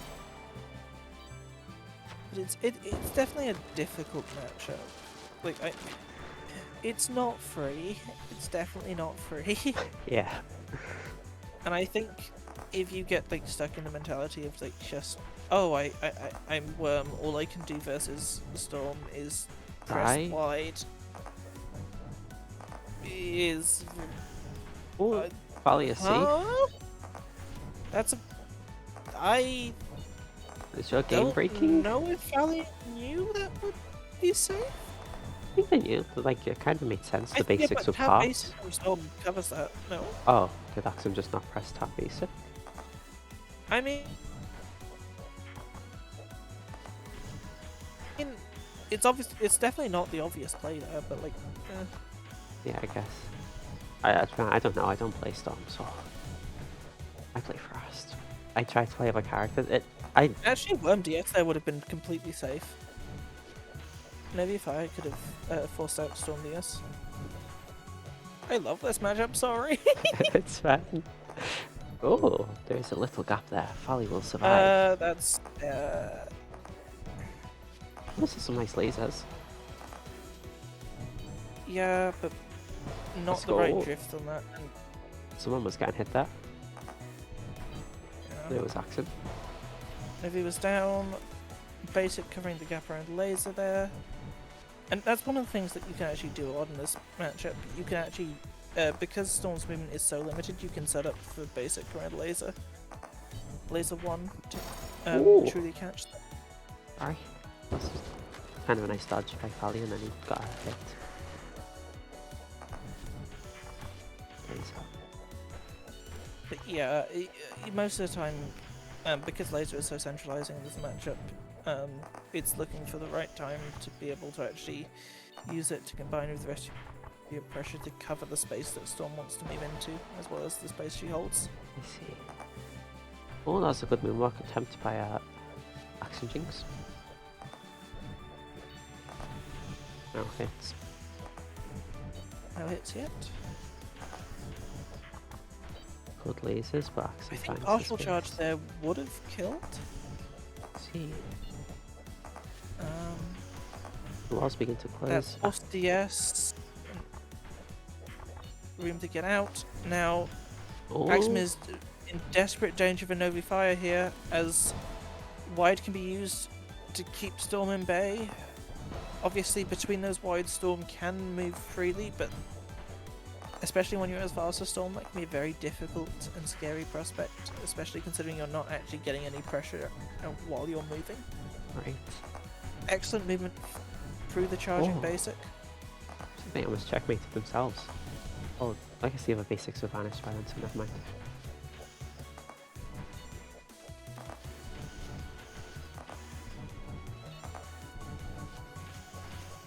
Oh, AxemJinx running the hard way through laser there. Very exciting. Not 2 hearts apiece, the walls close in and arrow dodge of the wide by AxemJinx as the basics come out. Very I think dangerous Novi minimals Fire. Actually, possibly slightly favours Storm. It's difficult. I don't have enough experience of this matchup at Minimals because normally I've either killed my opponent or I've overgreeded. Yeah. That's Now last heart, and it's Fally. That And takes it's the Fally, set 3 winning off. cleanly.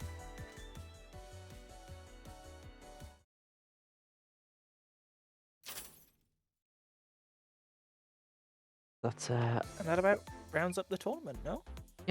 we do have a top 8 to read out, so I will do that soon. We've still got top 8, that wasn't top 8. Whoops. We have a top 8 list or standings to read.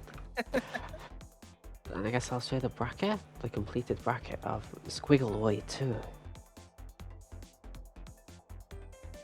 When I can get it set up.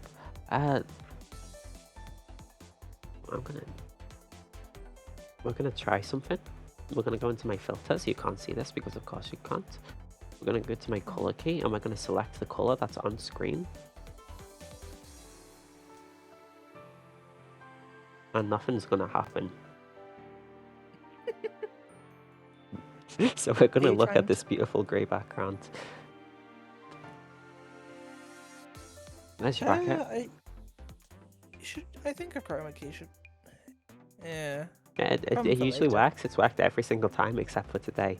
The day that my monitor is breaking. It's a problem for later, it's fine. Yeah, who cares? Everyone loves grey. It's a beautiful colour. I guess tournament ending soon. Top 8 image coming sooner. Control S, the top 8 is ready. It's on image. And I could just... like, results. We have enjoyed 8th place, we have Penguin 2nd. Do we? Tonnar? I can't type. Do we? I typed it in Shadow No, Cloud that's Watcher. Oh, phew. I typed it in right then. Okay, we have... do you want to say or should I say? Or do you want to take turns? I think we should both say it at the exact same time. How are we going to using do the exact this? same words. Well, Okay, look at a 7th clock, place- look at a clock, look at a clock. We need to look at a clock and synchronize. I don't have it down to seconds. Have you got, like, on Windows? Are you on Windows? Can you get, like, a system clock? It's probably the same, right? Yeah. Okay, so we go as the minute strikes. We gotta Sure. say Shadow Pelt. What do we say? Like, how are we doing this? Are we We say just saying Shadow, just say names, or- Shadow Pelt. It's coming soon. Okay.